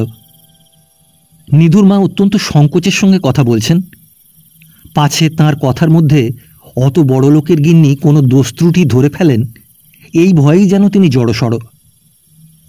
গিন্নি বললেন, আচ্ছা, এখানে ম্যালেরিয়া কেমন? নিধুর মা বললেন, আছে বই কি দিদি, ভয়ঙ্কর ম্যালেরিয়া। এখানে 12 মাস কিন্তু বাস করা চলে না, যাই বলুন। আমাকে আপনি বলবেন না দিদি, আমরা কি তার যোগ্যী? আপনি বয়সেও বড়, মানেও বড়। গিন্নি খুশি হয়ে বললেন, সে আবার কি কথা? আচ্ছা, তাই হবে, তুমিই বলবো এরপরে। নিধুর মা বললেন, আপনি বলছেন 12 মাস বাস করা চলে না, বাস না করে যায় কোথায় সব? এ গায়ে কি আর কারো ক্ষমতা আছে? সে যাই বলো, আমি তো এই 7 দিনও আসিনি, এর মধ্যেই হাঁপিয়ে পড়েছি। ওকে বলছিলাম চলো যাই এখান থেকে, উনি বলেন পৈতৃক ভিটেটা এবার পুজো করব ভেবেছি। তা আমি বলি চোখ কান বুজে থাকি 1 মাস, আর কি করব। আপনারা রাজা লোক দিদি, আপনাদের কথা আলাদা। আমরা আর যাব কোথায়? তেমন ক্ষমতাও নেই, সুবিধেও নেই, কাজেই কাদায় গুণ পুঁতে পড়ে থাকা। ওকে বলি বালিগঞ্জে একটা বাড়ি করে ফেলো এই বেলা। সে কোথায় দিদি? বালিগঞ্জ কলকাতায়, খুব ভালো জায়গা। আমার কাকা আলিপুরে বদলি হলেন এবারে, সাবজজ ছিলেন দিনাজপুরে। আমায় বললেন, হৈম জামাইকে বল আমার বাড়ির পাশে একটু জমি নিয়ে বাড়ি করতে। কাকা আজ বছর 2 বাড়ি কিনেছেন কিনা বালিগঞ্জে। 2 খুড়তুতো ভাই বড় চাকরি করে, একজন মুন্সেফ, একজন সাব ডেপুটি। খুব বড় ঘরে বিয়েও হয়েছে দুজনের। দান সামগ্রী আর ফার্নিচার 2খানা ঘরে ধরে না। এই সময় মঞ্জু এসে নিধুর মাকে পায়ের ধুলো নিয়ে প্রণাম করল। গিন্নি বললেন, এটি আমার বড় মেয়ে, কলকাতায় পড়ে। নিধুর মা মঞ্জুর দিকে চাইলেন এবং সম্ভবত তার সাজগোজের পারিপাট্য ও রূপের ছটায় এমন আশ্চর্য হয়ে গেলেন যে আশীর্বাদ থাক, কোনো কিছু কথা পর্যন্ত বলতে ভুলে গেলেন। গিন্নি বললেন, নিধুকে খাবার দিয়েছিস? মেয়ে বলল, নিধুদা খাচ্ছে বসে। খুড়িমা, আপনি চা খান তো? নিধুর মা বললেন, না মা, চা খাওয়ার অভ্যেস তো নেই। নিধুর মায়ের প্রত্যেক কথায় ও ব্যবহারে প্রকাশ পাচ্ছিল যেন এদের বাড়ি এসে এবং এদের সঙ্গে মেশবার সুযোগ পেয়ে তিনি কৃতার্থ হয়ে গেছেন। মঞ্জু খানিকটা নিধুর মার কাছে থেকে আবার নিধুর কাছে চলে গেল। বীরেন সেখানে বসে গল্প করছিল। বীরেন মঞ্জুকে দেখে বলল, নিধুদা তোকে কি গান করতে বলছেন? নিধু বলল, এই ওবেলা বলেছিলে যে জল খাওয়ার সময় গান করবে। মঞ্জু বেশ সহজ সুরে বলল, বেশ, করব এখন। খুড়িমা তো শুনবেন, ওরা গল্প করছেন যে। আমি মাকে ডাকবো? না না, এখন থাক, আমি করব এখন গান, ততক্ষণ এদের গল্প হয়ে যাক। নিধুর আগ্রহ বেশি হচ্ছিল। মেয়েদের মুখে গান সে কখনো শোনেনি। এসব দেশে মেয়েরা গান গায় না। মেয়ে হারমোনিয়াম বাজিয়ে পুরুষের সামনে গাইছে, এ একটা নতুন দৃশ্য যা সে কখনো দেখেনি। কিছুক্ষণ পরে মঞ্জু সত্যি হারমোনিয়াম বাজিয়ে গান গাইল, অনেকগুলি গান। তার কোনো লজ্জা সংকোচ নেই, বেশ সহজ সরল ব্যবহার। নিধুর মা তো একেবারে মুগ্ধ। মেয়েটির দিক থেকে তিনি আর চোখ ফেরাতে পারেন না। গান যে ধরনের, সে ধরনের গান তিনি কখনো শোনেননি। অনেক জায়গায় কথা বুঝতে পারা যায় না, কি নিয়ে গান তাও বোঝা যায় না। শ্যামা বিষয় বা রামপ্রসাদী গান নয়, দেহতত্ত্বও নয়। অবশ্যই এতটুকু মেয়ের মুখে দেহতত্ত্বের গান ভালোও লাগতো না। শুনতে শুনতে নিধুর মায়ের মনে হলো তিনি যেন কোথায় মেঘলোকে চলে যাচ্ছেন উড়ে। সেখানে যেন বাল্যকালে তার বাপের বাড়িতে যেমন ফাল্গুন চৈত্র মাসে শুকনো ধূর ফুলের উড়ন্ত পাপড়ি ধরেও আনন্দ পেতেন, বাবুহাটের সেই পুকুরের ধারে সেই ফুলগাছতলায় বসে 12 বছরের বালিকাটির মতো আবার ধূর ফুলের পাপড়ি ধরছেন। আবার সেই আনন্দ ভরা বাল্যকাল তাঁর স্নেহময় পিতাকে নিয়ে ফিরেছে, যে পিতার মুখ মনের মধ্যে স্পষ্ট হয়ে এখন আর ফোটে না। কথাবার্তাও অস্পষ্টভাবে মনে পড়ে। নিজের অজ্ঞাতসারে কখন নিধুর মার চোখে জল এসে গেল। ইতিমধ্যে হারমোনিয়ামের আওয়াজ পেয়ে পাড়ার আরও অনেকগুলি ছোট ছোট ছেলে মেয়ে ছুটে এসেছিল, কিন্তু তারা বাড়ির মধ্যে ঢুকতে সাহস না করে দরজার সামনে ভিড় করেছে দেখে মঞ্জু বীরেনকে বলল, দাদা, ওদের ডেকে নিয়ে এসো বাড়ির মধ্যে। নিধুও মুগ্ধ। মঞ্জুর মুখের গান শুনে তার মনে হলো এ এমন এক ধরনের জীবন যার মধ্যে সে এই প্রথম প্রবেশ করল। জীবনে এত ভালো জিনিসও আছে। শুধু সাক্ষী শেখানো, কেস সাজানো, যদু মুক্তারের ব্যবসার সম্বন্ধে উপদেশ, মক্কেল ও হাকিমদের তুষ্ট রাখবার নানা কলাকৌশল সম্বন্ধে বক্তৃতা, বাড়ির দারিদ্র, অভাব, অভিযোগ, এসবের ঊর্ধ্বেও এমন জগৎ আছে, আকাশ যেখানে নীল, সূর্যোদয় অরুণ রাগারক্ত, সারা দিনমান বিহঙ্গ কাকলি মুখর, যেখানে উদ্বেগ নেই, গাউন পরা উকিল মুক্তারের ভিড় নেই, হাকিমদের গম্ভীর গলার আওয়াজ নেই, জেরায় প্রতিপক্ষের মুক্তারের ধূর্ত চোখের দৃষ্টি নেই। নিধু বাঁচল, সে বেঁচে গেল আজ। জগতের সম্বন্ধে তার বিশ্বাস বদলে গেল। সৌন্দর্যের অস্তিত্ব সে খুঁজে পেল এতদিনে। ইতিমধ্যে কখন নিধুর ছোট ভাই রমেশ এসে দাদার কাছে দাঁড়িয়েছে। নিধু বলল, তুই কখন এলি রে? রমেশ হেসে বলল, এই এলাম। আঙুল দিয়ে দেখিয়ে বলল, ওই দিদির গলার গান শুনে একবার ভাবলাম যাবো কি না, তারপর আর পারলাম না। নিধু বলল, তা আসবি না কেন, বেশ করেছিস। সে আরও তৃপ্তি পেল যে তার মা ও রমেশ এমন গান শুনতে পেল, কখনো শোনে না তো এসব। মঞ্জু বলল, আপনার ছোট ভাই বুঝি? নিধু ঘাড় নাড়ল। পড়ে? পড়ার সুবিধা হয় না এখানে, তবে ওকে মামার বাড়ি রেখে কিংবা নিজের কাছে নিয়ে গিয়ে এবার পড়াবো। খুব বুদ্ধিমান ছেলে। আমরা যদি কলকাতায় বাড়ি করি, আমাদের বাড়িতে রেখে দেবেন না? মঞ্জুর উদারতায় নিধু মুগ্ধ হয়ে গেল। এরকম কেউ বলে না। মঞ্জুর ছেলে মানুষ, মন এখনো সরল, তাই বোধহয় বলল। পরের ঝঞ্ঝাট কে সহজে আজকাল ঘাড়ে নিতে চায়। রমেশ লজ্জায় ঘাড় গুঁজে বসে রইল। বীরেন বলল, রমেশ, ফুটবল খেলতে পারো? একটা ফুটবল টিম করব ভাবছি।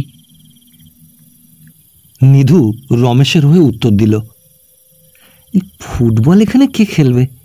অনেকে চোখেও দেখেনি। তবে ও খেলা শিখে নিতে পারবে চট করে। গাছে উঠতে, সাঁতার দিতে, দৌড়োদৌড়িতেও খুব মজবুত। বাড়ি ফিরে পর্যন্ত নিধুর মায়ের মন ছটপট করতে লাগল। জজবাবুর বাড়ি যে তিনি ও তাঁর ছেলেরা এত খাতির পেয়ে এলেন, কথাটা কার কাছে গল্প করেন। তার জীবনে এত বড় সম্মান আর কখনো কেউ তাকে দেয়নি। ওদের দরের লোকের সঙ্গে মিশেছেনই বা কবে? পুকুরের ঘাটে গা ধুতে গিয়ে দেখলেন পুবপাড়ার প্রৌঢ়া জগঠাকরুন বাসন মাজছেন। জগঠাকরুন গর্বিতা ও ঝগড়াটে প্রকৃতির বলে গ্রামের সকলেই তাকে সমীহ করে চলে। তার ওপর জগঠাকরুনের অবস্থাও ভালো, কিন্তু কথাটা যে না বললেই নয়। নিধুর মা সহজভাবে ভূমিকা বাঁধলেন। ও দিদি, আজ যে এত দেরিতে বাসন মাজছ? জগঠাকরুন বাসনের দিকে চোখ রেখেই বললেন, সময় পাইনি। আজ ওবেলা দুজন কুটুম্ব এলো বাড়িতে, তাদের জন্য রান্না বান্না করতে করতে দেরি হয়ে গেল। তারপর বড় ছেলে এসে বললে, মা খাবার তৈরি করে দাও, আটঘরার হাটে যাব। এইসব করতে করতে বেলা গেল একেবারে। নিধুর মা বললেন, আমারও আজ বড্ড দেরি হয়ে গেল। অন্যদিন এর আগেই ঘাট সেরে চলে যাই। জগঠাকরুন চুপ করে আপন মনে বাসন মাজতে লাগলেন। নিধুর মা পুনরায় বললেন, মঞ্জু কি চমৎকার গান করলে দিদি। জগঠাকরুন মুখ তুলে বললেন, কে? ওই যে জজবাবুর মেয়ে মঞ্জু। ওরা আজ খুব খাতির করেছে নিধুকে। ওকে চা দিয়ে, খাবার দিয়ে জজবাবুর মেয়ে নিজে কাছে বসে থেকে গান শোনালে। বেশ লোক জজ গিন্নিও। তিনি তো ভারী ব্যস্ত, বলেন নিধুকে আগে দে জলখাবার, ও আমার ছেলের মতো। আমায় তো কাছে বসিয়ে কত সুখ দুঃখের কথা। কথাটা জগঠাকরুনের তেমন ভালো লাগলো না। তিনি মুখ ঘুরিয়ে বললেন, বাদ দাও ওসব বড় মানুষের কথা। বলে বড়র পিরিতি বালির বাঁধ, ক্ষণে হাতে ধরি ক্ষণেক চাঁদ। কারু বাড়ি যাইও নে, সময়ও নেই। ওদের সঙ্গে মেলামেশা আমার কি সাজে? তুমি বড় লোক আছো, বড় লোক আছো, আমি কেন যাব তোমার বাড়ি খোসামত করতে? আমারও স্বভাব নেই। তা তোমরা বুঝি দেখা করতে গিয়েছিলে? ও মা, এমনি দেখা করতে যাব কেন? নিধুকে যে জজবাবু নেমন্তন্ন করে নিয়ে গিয়ে দুপুরবেলা কত যত্ন করে খাওয়ালে, আবার বিকেলে জল খাবারের নেমন্তন্ন করলে তার উপর। নিধু তো লাজুক ছেলে, কিছুতেই যাবে না, ওরাও ছাড়বে না। শেষে জজবাবুর ছেলে নিজে এসে আমাকে নিধুকে ডেকে নিয়ে গেল। একেবারে নাচর বান্দা। জগঠাকরুন সংক্ষেপে বললেন, বেশ। কিছুক্ষণ দুজনেই চুপচাপ। পরে নিধুর মাই নীরবতা ভঙ্গ করে বললেন, না, বেশ লোক কিন্তু ওরা। জগঠাকরুন মুখ খিঁচিয়ে বললেন, কি জানি বাপু, কারো ছন্দাংশেও কোনোদিন থাকিনি, থাকবো না। বেশ হোক খারাপ হোক, যারা আছে তারাই আছে। তা মেয়েটার নাম কি বললে? মঞ্জু। কি চমৎকার মেয়ে দিদি। বয়স কত? এই 15-16 হবে। ধপধপে ফর্সা, রং কি, চেহারা কি। তাতে তোমারই বাকি আর আমারই বাকি। বেল পাগলে কাকের কি? ওরা নিধুর সঙ্গে ওদের মেয়ের বিয়ে দেবে? না না, তা আমি বলছি নে, তাই কি কখনো দেয়? তবে চুপ করে থাকো। চেহারা হবে না কেন বলো? তোমার মতো আমার মতো পুঁই শাক খেয়ে তোরা মানুষ নয়। নির্ভাব নয়, দুধ ঘি খেলে তোমারও চেহারা ভালো হতো, আমারও চেহারা ভালো হতো। সে কথা তো ঠিক দিদি। অত বড় 15-16 বছরের ধিঙ্গি মেয়ে যে নিধুর সামনে, মা বাপের সামনে হারমোনি বাজিয়ে গান করলে, এতেই দেখো না কেন? তোমার বাড়ির মেয়ে আমার বাড়ির মেয়ে করুক দেখি, কালই গায়ে ঢিঢি পড়ে যাবে। এখন বড় মানুষের ওপর কথা বলে কে? ওরা জানছে আজ এসেছি এ গায়ে, কাল চলে যাব হিল্লি দিল্লি, আমাদের নাগাল পায় কে? তাই বলি ওদের সঙ্গে আমাদের মিশতে যাওয়াই বেকুবি। আমি যাচ্ছি দেখাশোনা করছি ভেবে ওরা ভাবে খোসামত করতে আসছে। শেষের দিকের কথায় বেশ কিছু শ্লেষ মিশিয়ে জগঠাকুরুন তাঁর বক্তৃতা সমাপ্ত করলেন এবং মাজা বাসনের গোছা তুলে নিয়ে পুকুরের ঘাট ত্যাগ করলেন। সকালে নিধু চলে যাবে বলে নিধুর মা ভোরে রান্না চড়িয়েছিলেন। বড় মেয়েকে ডেকে জিজ্ঞাসা করলেন, তোর দাদাকে নিয়ে আসতে বল ও পুঁটি। পুঁটি বলল, বড়দা এখনো বিছানা থেকে ওঠেনি। সে কি রে, ওকে উঠতে বল। কখন নাইবে কখন খাবে, বেলা দেখতে দেখতে হয়ে গেল। কিছুক্ষণ পরে নিধু স্নান সেরে এসে খেতে বসল। নিধুর মা বললেন, যাবার সময় একবার ওদের সঙ্গে দেখা করে জানা। নিধু বিস্ময়ের সুরে বলল, কাদের সঙ্গে? ওই জজবাবুদের, ওদের গিন্নির সঙ্গে, মঞ্জুর সঙ্গে। হ্যাঁ, আমি আবার যাই এখন। কি মনে করবে? ভাববে জলখাবার খেতে এসেছে সকালবেলা। তোর যেমন কথা, তা আবার কেউ ভাবে বুঝি? জানা। আমার সময় নেই, ককোষ রাস্তা যেতে হবে যেন। মুখে এ কথা বললেও নিধু মনে মনে ভাবছিল, মঞ্জুর সঙ্গে একবার যাওয়ার সময় দেখাটা হলে মন্দ হতো না, কিন্তু মা বললেই তো সেখানে যাওয়া যায় না।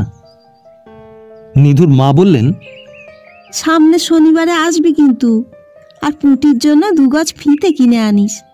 রমেশের জন্য 1 দিস্তে কাগজ। ও ভয় তোকে বলতে পারে না, আমায় এসে চুপি চুপি বলছে। আমি বললাম, তুই তোর দাদার কাছে গিয়ে বল না। বললে, না মা, আমার ভয় করে।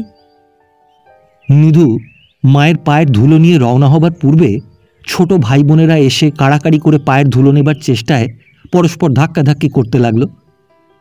নিধু শাসনের সুরে বলল, এই রোমো, 24খানা ইংরেজি বাংলা হাতের লেখার কথা মনে থাকে যেন। শনিবারে এসে না দেখলে পিঠে ছাল তুলব। রমেশ দাদার সামনে থেকে সরে গেল। বড় লোকের সামনে পড়লেই যত বিপদ, আড়ালে থাকলে বহু হাঙ্গামার হাত থেকে রেহাই পাওয়া যায়। পথে পা দিয়েই নিধু একবার জজবাবুর বাড়ির দিকে চাইল। এখনো বোধহয় কেউ ওঠেনি। বড় লোকের বাড়ি, তাড়াতাড়ি উঠবার গরজি বা কিসের? ছায়াভরা পথে শরৎ প্রভাতে স্নিগ্ধ হাওয়ায় যেন নবীন আশা, অপরিচিত অনুভূতি সারা দেহের ও মনের নব পরিবর্তন এনে দেয়। গাছের ডালে বন্য মটরলতা দুলছে, তিতপল্লার ফুল ফুটেছে। এবার বর্ষায় যেখানে সেখানে বনকচুর ঝাড়ের বৃদ্ধি অত্যন্ত যেন বেশি। নিধু আশ্চর্য হয়ে ভাবল, এসব জিনিসের দিকে তার মন তো কখনো তেমন যায় না, আজ ওদিকে এত নজর পড়ল কেন? শরৎ প্রভাতে স্নিগ্ধ হাওয়ার সঙ্গে মিশে আছে কাল বিকালে শোনা মঞ্জুর গানের সুর। সে সুর তার সারা রাত কানে ঝংকার দিয়েছে। শুধু মঞ্জুর গানের সুর নয়, তার সুন্দর ব্যবহার, তার মুখের সুন্দর কথা, ঘাড় নাড়বার বিশেষ ভঙ্গিটি, বড় বড় কালো চোখের চপল চাহনি। সত্যই রূপসী মেয়ে মঞ্জু। মহকুমার টাউনে তো কত মেয়ে দেখল, অমন মুখ এ পর্যন্ত কোনো মেয়েরই সে দেখেনি জীবনে। মঞ্জুর সঙ্গে দেখা না হলে অমনধারা রূপ যে মেয়েদের হয়ে থাকে, এর মধ্যে অসাধারণত্ব কিছু নেই, এসে ধারণা করতে পারত না। মঞ্জু স্কুলে পড়ে। স্কুলে পড়া মেয়ে সে এই প্রথম দেখল। মেয়েদের এমন নিঃসংকোচ ধরন ধারণ সে কখনো কল্পনাই করতে পারত না। এসব গ্রামের অশিক্ষিত কুরুপা মেয়েগুলা এমন অকালপক্ষ যে 12-13 বছরের পর জ্যেষ্ঠ ভ্রাতা বা পিতৃব্য সমতুল্য প্রতিবেশীর সামনে দিয়ে চলাফেরা করতে বা তাদের সামনে বের হতে সংকোচ বোধ করে। নিধুর কি ভালোই লেগেছে মেয়েটাকে। আচ্ছা, অত বড় লোকের মেয়ে সে, তার মতো সামান্য অবস্থার লোকের প্রতি অত আদর যত্ন দেখালো কেন? জীবনে এ ধরনের ব্যবহার কোনো অনাত্মীয় মেয়ের কাছে সে কখনো পায়নি। মঞ্জুর সঙ্গে আবার যদি দেখা হতো আজ সকালটিতে, সামনের শনিবারে। তবে একটা কথা, সামনের শনিবারে মঞ্জু নাও থাকতে পারে।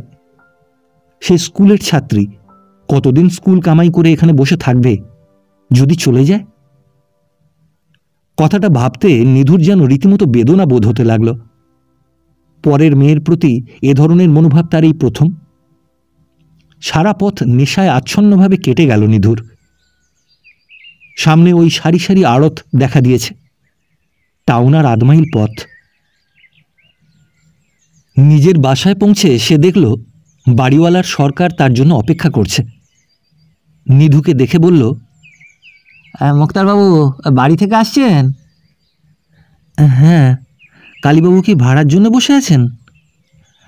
আজ বাবু বললেন মোক্তারবাবুর কাছ থেকে ভাড়াটা নিয়ে আসতে। হ্যাঁ, আর 2 দিন যাক, বাড়ি থেকে আসছি, হাতে কিছু নেই, বুধবারে আসবেন। কোর্টে যদু মুক্তার তাকে বললেন, ওহে একটা জামিন নামায় সই করতে হবে। জামিন মুভ করলে কে? হ্যাঁ, আমি করলাম। 500 টাকার জামিন, যা আদায় করতে পারো। আপনি বলে দিন, ভালো লোক তো। কপাল টুকে জামিন হয়ে যাও, ফি ছাড়ো কেন? তা নয়, আমি বলছি না পালায় শেষকালে, বেশি টাকার জামিন, তাই ভয় হয়। আরে কোনো ভয় নেই। নতুন মুক্তার সে, জামিন নামায় ফি প্রধান সম্বল। যদুবাবু অনুগ্রহ করেন বলে তা মেলে, নতুবা তাই কি সুলভ? 1 মাসের মধ্যে একটিবার সে জুনিয়র হয়ে একটি মোকদ্দমায় জামিনের দরখাস্ত দাখিল করেছিল। এই ব্যবসা চলবে কিনা কে জানে। বুধবার বাড়ি ভাড়া দেবে তো বলল, কিন্তু দেবে কোথা থেকে? মুক্তারবাড়ির ঘরের এক কোণে সাধন মুক্তার সাক্ষী পড়াচ্ছেন, অর্থাৎ যে মিথ্যার তালিম একবার সকালে দিয়ে এসেছেন, এখন আবার তা সাক্ষীদের মনে আছে কিনা তারই পরীক্ষা নিচ্ছেন। সাধনবাবু বললেন, এই যে নিধিরাম, বাড়ি থেকে এলে নাকি? নিধু নিরস কণ্ঠে বলল, হ্যাঁ, এই এখন এলাম। সব ভালো? ভালো আর কই তেমন, বাতে ভুগছি। তোমার সঙ্গে কথা আছে একটা। কি বলুন? এই এখন নয়, ওই 3টের পর ঘর একটু নিরিবিলি হলে তখন বলবো। চলে যাও না জানো? আচ্ছা, আমি একবার যদুবাবুর সঙ্গে দেখা করে আসি, কাজ আছে। 3টের পর ব্রিফিন মুক্তারের দল বড় কেউ বার লাইব্রেরিতে উপস্থিত থাকে না। থাকেন 2-1 প্রবীণ ও পশারওয়ালা মুক্তার। তাদের কেস থাকে, মক্কেলকে শেখাতে পড়াতে হয়। হাকিমের এজলাসে অকারণেও 2-1বার ঢুকে অনাবশ্যক মিষ্ট কথাও 2-1টা বলতে হয়। নিধুর আজ মন তত ভালো ছিল না। সে 3টের কিছু পূর্বে লাইব্রেরিতে ফিরে দেখল হরিবাবু মুক্তার বসে বসে ধরণী মুক্তারের সঙ্গে কোর্টে সেদিন প্রতিপক্ষের সাক্ষীকে কি করে জেরায় জব্দ করেছেন তারই বিস্তারিত বর্ণনা দিয়ে যাচ্ছেন। ধরণী জুনিয়র মুক্তার হরিবাবুর কাছে জামিনটা আসার আশা রাখে। সে বেচারি ঘন ঘন সমর্থনসূচক ঘাড় নাড়ছে। হরিবাবু বললেন, আরে নিধিরাম যে, কোর্টে দেখলাম না। কোর্টে দেখবেন কি বলুন হরিদা, আমরা হলাম তৃণভোজী জীব, আপনারা বাঘ ভালুক। আপনাদের ছেড়ে আমাদের কাছে কি মক্কেল ঘেঁষে যে হাকিমের এজলাসে সওয়াল জবাব করতে পারবো? হরিবাবু সহাস্য বদনে বললেন, তোমার উপমাটা লাগসই হলো না যে, তৃণভোজী জীবের মধ্যে হাতিও যে পড়ে। আগে তা পড়ে, তবে আমাদের ওজন কম, কাজেই হাতি নই, এ কথা বুঝতে দেরি হয় না। যাদের ওজন বেশি তারা ওটা হবার দাবি করতে পারেন। চলো হে ধরণী, যাওয়া যাক বলে হরিবাবু উঠলেন। কিছুক্ষণ পরে সাধন ভট্টাচার্য ঘরে ঢুকে এদিক ওদিক চেয়ে বললেন, কেউ নেই ঘরে? হ্যাঁ, তোমার সঙ্গে একটা কথা আছে। কি বলুন? তুমি বিয়ে করবে? নিধু আশ্চর্য হয়ে বলল, কেন বলুন তো? এই আমার একটি ভাইঝি আছে, ওই দেখতে শুনতে মানে গেরস্থ ঘরের উপযুক্ত, রান্না বান্না।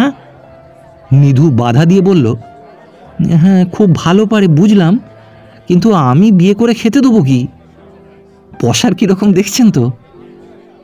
সাধন ভট্টাচার্য হেসে বললেন, আরে ওহে, ওসব কথা ছোকরা মাত্রই বিয়ের আগে বলে থাকে। আর মুক্তারির পশার একদিনে হয় না। আমি 24 বছর এই কাজ করে চুল পাকিয়ে ফেললাম, আমি সব জানি। তুমি যখন যদুদার মতো মুরব্বি পেয়েছো, তোমার পশার গড়ে উঠতে 2 বছরও টাইম লাগবে না। ঢুকেছ তো মোটে 1 মাস, এক্ষুনি বিগ ফাইভদের অন্ন মারবার আশা করো? না, যদুবাবুর ওপর ভরসা করে আমার মতো ব্রিফলেস মুক্তারের বিয়ে করা চলে না। আরে খুব চলে। তাছাড়া আমি তোমায় সাহায্য করব, আমার জামাইকে আমি দেখতে পারবো। এতে নিধু খুব আশান্বিত হলো না, কারণ সাধন মুক্তারের পসার এমন কিছু লোভনীয় ধরনের নয়। সে বলল, না দাদা, ওসব আমাদের সাজে না, আপনি একটু ভেবে দেখুন না। আচ্ছা, তোমার সংসারে কে কে আছেন? বুড়ো বাবা মা, মানে আমার সৎ মা, একটি বইমাত্র ভাই, আর আমার কটি ভাই বোন। ওই বইমাত্র ভাইয়ের বয়স কত? বুদ্ধিমান নিধু বুঝল সাধন মুক্তার আসলে তার সৎমার বয়স জানবার জন্য এই প্রশ্নটি করেছেন। সুতরাং সে বলল, তার বয়স এই 14-15। তবে আমার সৎমা আমাকে মানুষ করে এসেছেন ছেলেবেলা থেকে, মার কথা আমার মনেই পড়ে না। তুমি এই রবিবারে আমার বাড়ি খাবে? সে তো হয় না, শনিবারে যে বাড়ি যেতে হবে। এই না না, এই শনিবারে তো গিয়েছিলে, আর যেতেই হবে, না গেলে শুনবো না। এক শনিবার না হয় নাই গেলে বাড়ি। নিধিরাম আরও 2-1বার আপত্তি করল, কিন্তু সাধন মুক্তার তার কথায় আমল দিলেন না। নিধিরাম ভালো মানুষ ও লাজুক। বারের অন্যতম প্রবীণ মুক্তার সাধন ভট্টাচার্যের মুখের ওপর জোর করে না বলতে পারল না। ঠিক হয়ে গেল নিধিরাম রবিবার সকালে উঠে তাঁর বাসায় যাবে, সেখানেই চা খাবে, তারপর মধ্যাহ্ন ভোজন করে চলে আসবে। বাসায় এসে নিধিরাম মনমরা হয়ে বিছানায় শুয়ে পড়ল। এ আবার কোথা থেকে কি উপসর্গ এসে জুটল দেখো। কোথায় সে শনিবারের অপেক্ষায় আঙুলে দিন গুনছে, কোথা থেকে বুড়ো সাধন ভট্টাচার্য কি বাদ সাধল। সে বুঝতে পেরেছে মঞ্জুর সঙ্গে তার আর দেখা হবে না। হয়তো সামনের সোমবারেই সে কলকাতায় তার মামার বাড়ি চলে যাবে। এ শনিবারে গেলে দেখাটা হতো। এবার যদি দেখা না হয়, তবে আবার সেই পূজার ছুটি ছাড়া মঞ্জু নিশ্চয়ই আর বাড়ি আসবে না। তার এখনো তো কতদিন বাকি। মাথাটা একটু প্রকৃতিস্থ হলে সে ভাবল, মঞ্জুকে এমন করে সে দেখতে চায় কেন? কেন তার মন এত ব্যাকুল সেজন্য? মঞ্জুর সঙ্গে দেখা করে লাভ কি? আচ্ছা, এবার না হয় সে দেখাই পেল, কিন্তু জজবাবু যদি আর গ্রামে 5 বছর না আসেন, যদি আদৌ আর না আসেন, তবে মঞ্জুর সঙ্গে দেখাশোনা তো এমনি বন্ধ হয়ে যাবে। কিসের মিথ্যা মোহে সে রঙিন স্বপ্ন বুনছে। রবিবারে সাধন মুক্তার 8টা বাজতে না বাজতে নিধুর বাসায় এসে হাজির হলেন। নিধু বসে বসে যদু মুক্তারের বাড়ি থেকে আনা ক্যালকাটা ল রিপোর্ট পড়ছিল। সাধন দেখে বললেন, কি পড়ছ হে? বেশ বেশ, নিজের উন্নতি নিয়েই থাকতে হবে। যদুদার বই, তাছাড়া আর কে এখানে অত বই কিনবে বলো? নিধু বলল, বসুন, একটু চা খাবেন না? এই না না, তুমি আমার বাড়িতে গিয়ে চা খাবে, সব ঠিক করে রেখেছে মেয়েরা, ওটো। সাধন মুক্তারের বাড়ি টাউনের পূর্ব প্রান্তে টিকাপাড়ায়। দুজনে হেঁটে এলেন। নিধু বাসার চেহারা ও আসবাবপত্র দেখে বুঝল সাধন মুক্তারের অবস্থা যে বিশেষ ভালো তা নয়। বাইরের ঘরে একখানা ভাঙা তক্তপোষের আধময়লা ফরাসের ওপর বসে সাধনের মুহুরি কৃপারাম বিশ্বাস লেখাপড়া করছে। একদিকে মক্কেলদের বসবার নিমিত্ত একখানি কাঠের বেঞ্চি পাতা। একটা পুরনো আলমারিতে সামান্য দামের টিপকলের তালা লাগানো। ঘরের দোরের বাঁদিকে তামাক খাবার সরঞ্জাম। জায়গাটা টিকের গুঁড়ো, তামাকের গুল, আধপোড়া দেশলাই কাঠি পড়ে রীতিমতো নোংরা। দেয়ালের স্থানে স্থানে পানের পিচের দাগ। নিধু বাইরে গিয়ে বসতেই কৃপারাম বিশ্বাস অত্যন্ত বিনয়ের সঙ্গে দাঁত বের করে বলল, আসুন বাবু, এই শনিবারে বুঝি বাড়ি যাননি? বেশ। আচ্ছা বাবু, এই সনাতনপুরের মারামারির কেসে কি আপনার কাছে লোক গিয়েছিল? নিধু বলল, না, যদুবাবুর কাছে গিয়েছে এক পক্ষ শুনেছি। আমাদের জামিননামা সম্বল সেটা পাবই। পক্ষ কি আমাদের মতো জুনিয়র মুক্তারের কাছে যায়? কৃপারাম বিনয়ে গলে গিয়ে দুহাত কোচলে বলতে লাগলো, হ্যাঁ বাবু, ওটা কি কথা, আপনার মতো লোক ইত্যাদি। নিধুর মনে হলো কৃপারাম যে তাকে অতখানি বিনয় প্রদর্শন করে খাতির করছে, এর মূলে রয়েছে তার সঙ্গে সাধন মুক্তারের পরিবারের বৈবাহিক সম্বন্ধের সম্ভাবনা। নতুবা প্রবীণ সাধন মুক্তারের মুহুরি ঘুঘু কৃপারাম বিশ্বাসের কথা নয় তার প্রতি এতটা হাত কচলে সম্ভ্রম দেখানো।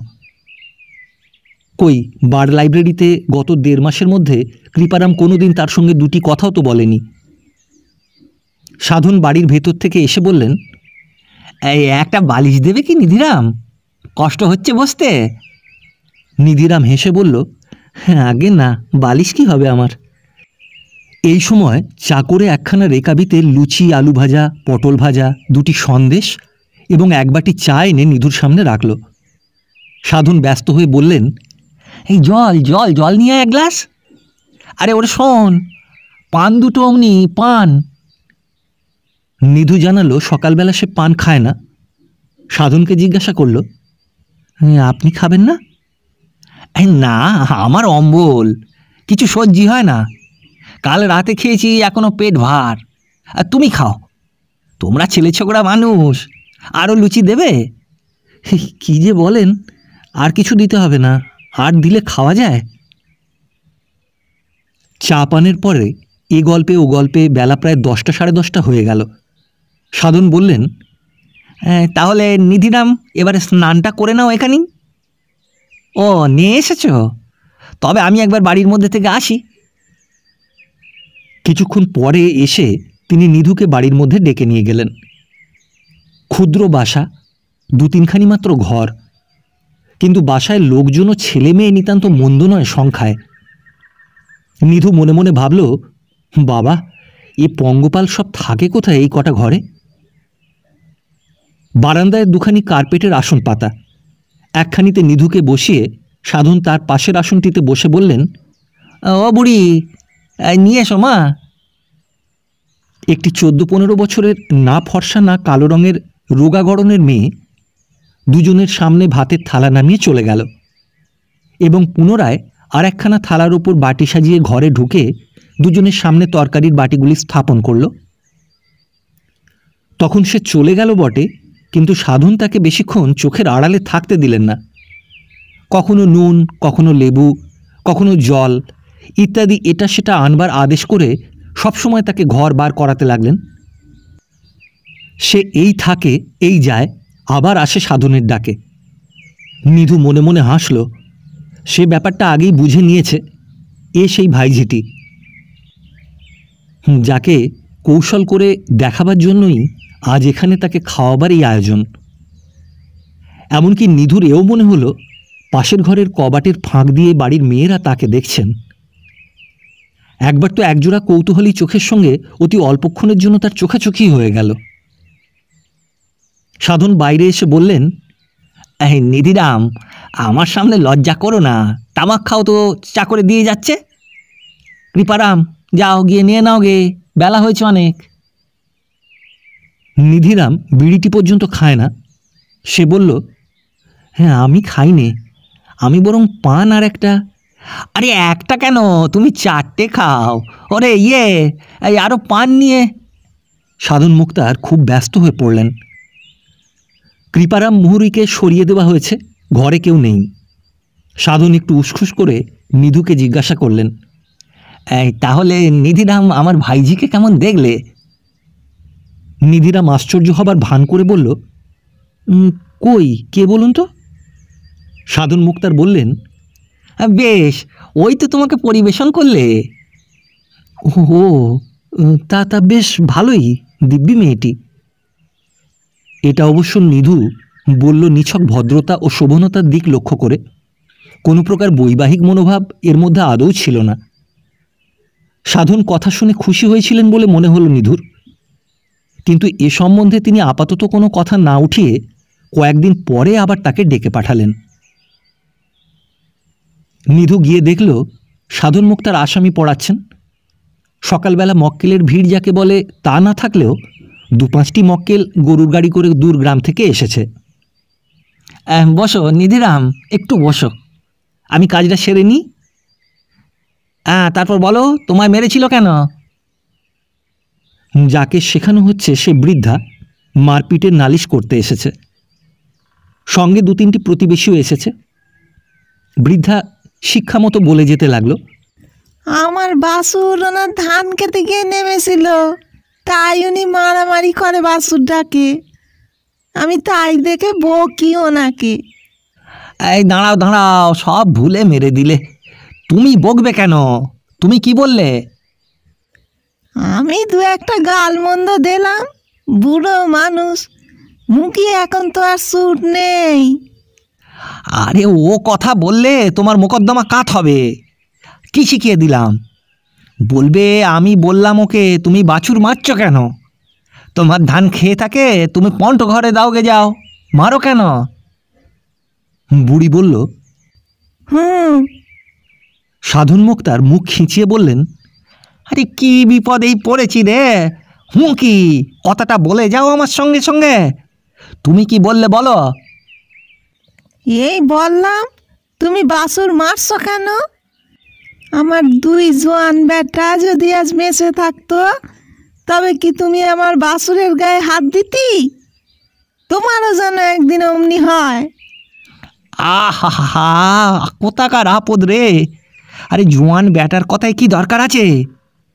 জোয়ান ব্যাটা মরুক বাঁচুক, কোটের তাতে কি? বলো, আমি বললাম বাছুর তুমি মারছ কেন? পন্ট ঘরে দাও যদি অনিষ্ট করে থাকে। আরে আবার বলে আমি যা বলে দিলাম তা বলে যাও না বাপু। এখানে আমার সময় নষ্ট করবে আর কতক্ষণ? 2 ঘন্টা তো হয়ে গেল। আর তারপর যা শিখিয়ে দিলাম, কোর্টে গিয়ে এজাহারের সময় সব ভুলে তাল পাকিয়ে ভোঁতা মুখ নিয়ে বাড়ি ফিরে যাও এখন। তুমিও কথা বলতে, সে তোমায় কি বললে? বললে ধান আমার যা লোকসান হয়েছে, পল্টো ঘরে দিলি তা পূরণ হবে না, ও দাম দিতি। ওরে না রে বাপু না, ও কথা বললে মোকদ্দমা সাজানো যাবে না। বলে দিলাম 1000 বার করে যে কতবার শেখাবো এক কথা। বলো আমার কথার উত্তরে সে আমায় অশ্লীল ভাষায় গালাগালি দিল। কি বলবো বাবু? সে আমায় কি বললে? আরে এমন গালাগালি দিলে যা হুজুরের সামনে বলা যায় না। বলো। এমন গালাগাল দিলে যা হুজুরের সামনে উচ্চারণ করা যায় না। বেশ হয়েছে, যাও এখন কোথায় খাওয়া দাওয়া করবে, করে ঠিক বেলা 11টার সময় কাচারি যাবে। সকালে কাচারিতে না গেলে মোকদ্দমা রুজু হবে না। তারপর নিধিরাম, এই চা খাবে একটু? একটু অবসর পেলাম সকাল থেকে। আগে না, চা খাবো না। কি বলছিলেন আমায়? সাধন মুক্তার কিছু ভূমিকা ফেঁদে পুনরায় ভাইজির বিবাহের প্রস্তাব তুললেন। নিধিরাম বড় লজ্জিত ও বিব্রত হয়ে পড়ল। বিবাহের সম্বন্ধে সে এ পর্যন্ত কোনো কথাই ভাবেনি। তার মাথার মধ্যে এ কথা নেই। কি কুক্ষণেই সাধনের বাড়ি নিমন্ত্রণ খেতে এসেছিল। সে বলল, দেখুন আমি তো এ বিষয়ে কিছু ঠিক করিনি, তাছাড়া আমার বাবা রয়েছেন। সাধন ব্যস্ত হয়ে বললেন, আহা, তোমার মত আছে যদি বুঝি, তবে তোমার বাবার কাছে এক্ষুনি যাচ্ছি। তোমার কথা আগে বলো। নিধু মহাবিব্রত হয়ে পড়ল। অন্তত 2 দিন সময় নেওয়া দরকার। তারপর ভেবে একটা ভদ্রতাসঙ্গত উত্তর অন্তত দেওয়া যেতে পারে। সে বলল, আচ্ছা কাল শনিবার বাড়ি যাচ্ছি, মার কাছে একবার বলে দেখি, সোমবার আপনাকে। সাধন খপ করে হঠাৎ নিধিরামের হাত দুটি ধরে বললেন, এ কাজ করতেই হবে নিধিরাম। এই আমাদের বাড়ি শুদ্ধ সব মেয়েদের তোমাকে দেখে বড্ড পছন্দ হয়েছে। আর ও টাকা করি পশার টসারের কথা ছেড়ে দাও। কপালে থাকে হবে, না থাকে হবে না। বলি যদুদার কি ছিল? ভাঙা থালা সম্বল করে এসেছিলেন এখানকার বারে মুখতারি করতে। কপাল খুলে গেল, এখন লক্ষ্মী উচলে উঠছে ঘরে। অমনি হয়। তাহলে সোমবারে যেন পাকা মত পাই, একটু কিছু মুখে দিয়ে যাবে না? শনিবারে দীর্ঘ পথ হেঁটে বাড়ি যাবার সময় ছায়াস্নিগ্ধ ভাদ্র অপরাহ্নে সুনীল আকাশের গায়ে নানা রঙের মেঘস্তর দেখতে দেখতে নিধুর মন কিসের আনন্দে ও নেশায় যেন ভরপুর হয়ে উঠল। মঞ্জুকে আজ সে দেখেনি দীর্ঘ 13 দিন। যদি সে থাকে, যদি তার সঙ্গে দেখা হয়। কথাটা ভাবতেই নিধুর বুকের মধ্যে যেন কেমন তোলপাড় করতে লাগলো। দেখা হওয়া কি সম্ভব? নাও তো হতে পারে। মঞ্জু কি আর তার জন্য গ্রামে বসে থাকবে পড়াশুনো ছেড়ে? ভাবতে ভাবতে গ্রামের কাছে সে এসে পড়ল। আর বেশি দূর নেই, ওই কেঁদেটির বিলের আগার দেখা যাচ্ছে। নিধু অনুভব করল তার বুকের ভেতরটাতে যেন কেমন এক অশান্ত চঞ্চল আবেগ। এতদিন এ ধরনের আবেগের অস্তিত্ব সে অবগত ছিল না। বাড়ি পৌঁছেই প্রথমে নিধুর চোখে পড়ল তার মা বসে বসে কচুর ডাঁটা কুটছেন। তাকে দেখেই হাসি মুখে বললেন, ওই দেখ, যে আমি ঠিক বলেছি, সে শনিবার আসবেই। তাই তো কচুর শাক তুলে বেচে ধুয়ে। ওরে ও পুটি, শিগগির তো দাদাকে হাত পা ধোয়া জল এনে দে। হাত মুখ ধুয়ে সুস্থ হয়ে কিঞ্চিত জলযোগ করে নিধু মায়ের সঙ্গে গল্প করতে বসল। প্রথমে এ কেমন আছে, সে কেমন আছে জিজ্ঞাসা করে সে বলল, এই জজবাবুদের বাড়ি সব ভালো? নিধুর মা বললেন, ও হ্যাঁ, ভালো কথা। তোকে যে মঞ্জু একদিন ডেকে পাঠিয়েছিল গেল শনিবারে, তা আমি বলে পাঠালাম সে এ হপ্তাতে আসবে না লিখেছে। এই তো পরশু না কবে আবার জজবাবুর ছেলে এসে জিজ্ঞেস করে গেল তুই আসবি কি না। নিধু বলল, ও তা একবার যাবি নাকি? আজ এখন সন্ধে হয়ে গেল যে একেবারে, কাল সকালে বরং। কথা শেষ হতে না হতেই বাইরে মঞ্জুর ছোট ভাই নৃপেনের গলা শোনা গেল। ও নিধুবাবু এসেছেন নাকি? নিধু বাইরে গিয়ে দাঁড়াতেই ছেলেটি বলল, আপনি এসেছেন? বেশ বেশ, আসুন, আমাদের বাড়ি মঞ্জু দিদি ডেকে পাঠিয়েছে। আমায় বললে দেখে আসতে আপনি এসেছেন কিনা। যদি আসেন তবে ডেকে নিয়ে যেতে বলেছে। বীরেন কোথায়? মেজদা কাল কলকাতা চলে গেল। নিধু ছেলেটির পিছু পিছু মঞ্জুদের বাড়ি গিয়ে বাইরের ঘর পার হয়ে ভেতরের বাড়ি ঢুকল। সেদিনকার সেই ঘরের সামনে প্রথমেই তার চোখে পড়ল মঞ্জু দাঁড়িয়ে বাড়ির ঝিকে কি বলছিল। তাকে দেখে মঞ্জুর মুখ আনন্দে উজ্জ্বল হয়ে উঠল। সে ছুটে রোয়াক থেকে উঠোনে নেমে বলল, এ কি নিধুদা যে? আসুন আসুন, ও মা, নিধুদা এসছে। মঞ্জুর মা রান্নাঘরের ভেতর থেকেই বললেন, নিয়ে গিয়ে বসা দালানে, যাচ্ছি আমি। নিধুর বুকের ভেতর যেন ঢেঁকির পাড় পড়ছে। সে কি একটা বলবার চেষ্টা করে মঞ্জুর পিছু পিছু দালানে গিয়ে বসল। মঞ্জু কাছেই একটা টুলের উপর বসে বলল, তারপর ও শনিবারে এলেন না যে? বিশেষ কাজ ছিল একটা। আমি ডাকতে পাঠিয়েছিলাম আপনাকে, জানেন? হ্যাঁ শুনলাম। কেন জানেন না নিশ্চয়ই। আচ্ছা, চা খেয়ে নিন আগে, তারপর। ও, তার মধ্যে আপনি তো চা খান না, আবার জলযোগ করুন বলতে হবে আপনার বেলা না? যা খুশি বলুন। সেদিন যে বলে দিলাম আমাকে আপনি আগে করবেন না, ভুলে গেলেন এরই মধ্যে? আচ্ছা বেশ, এখন থেকে তাই হবে। বসুন আপনি, আমি আসছি। একটু পরে মঞ্জু একটা রেকাবিতে লুচি, আলু ভাজা ও হালুয়া নিয়ে এলো। নিধুর হাতে দিয়ে বলল, খেয়ে নিন আগে। নিধু রেকাবির দিকে তাকিয়ে বলল, এই এত? ও কিছু না, খান আগে, আমি জল আনি।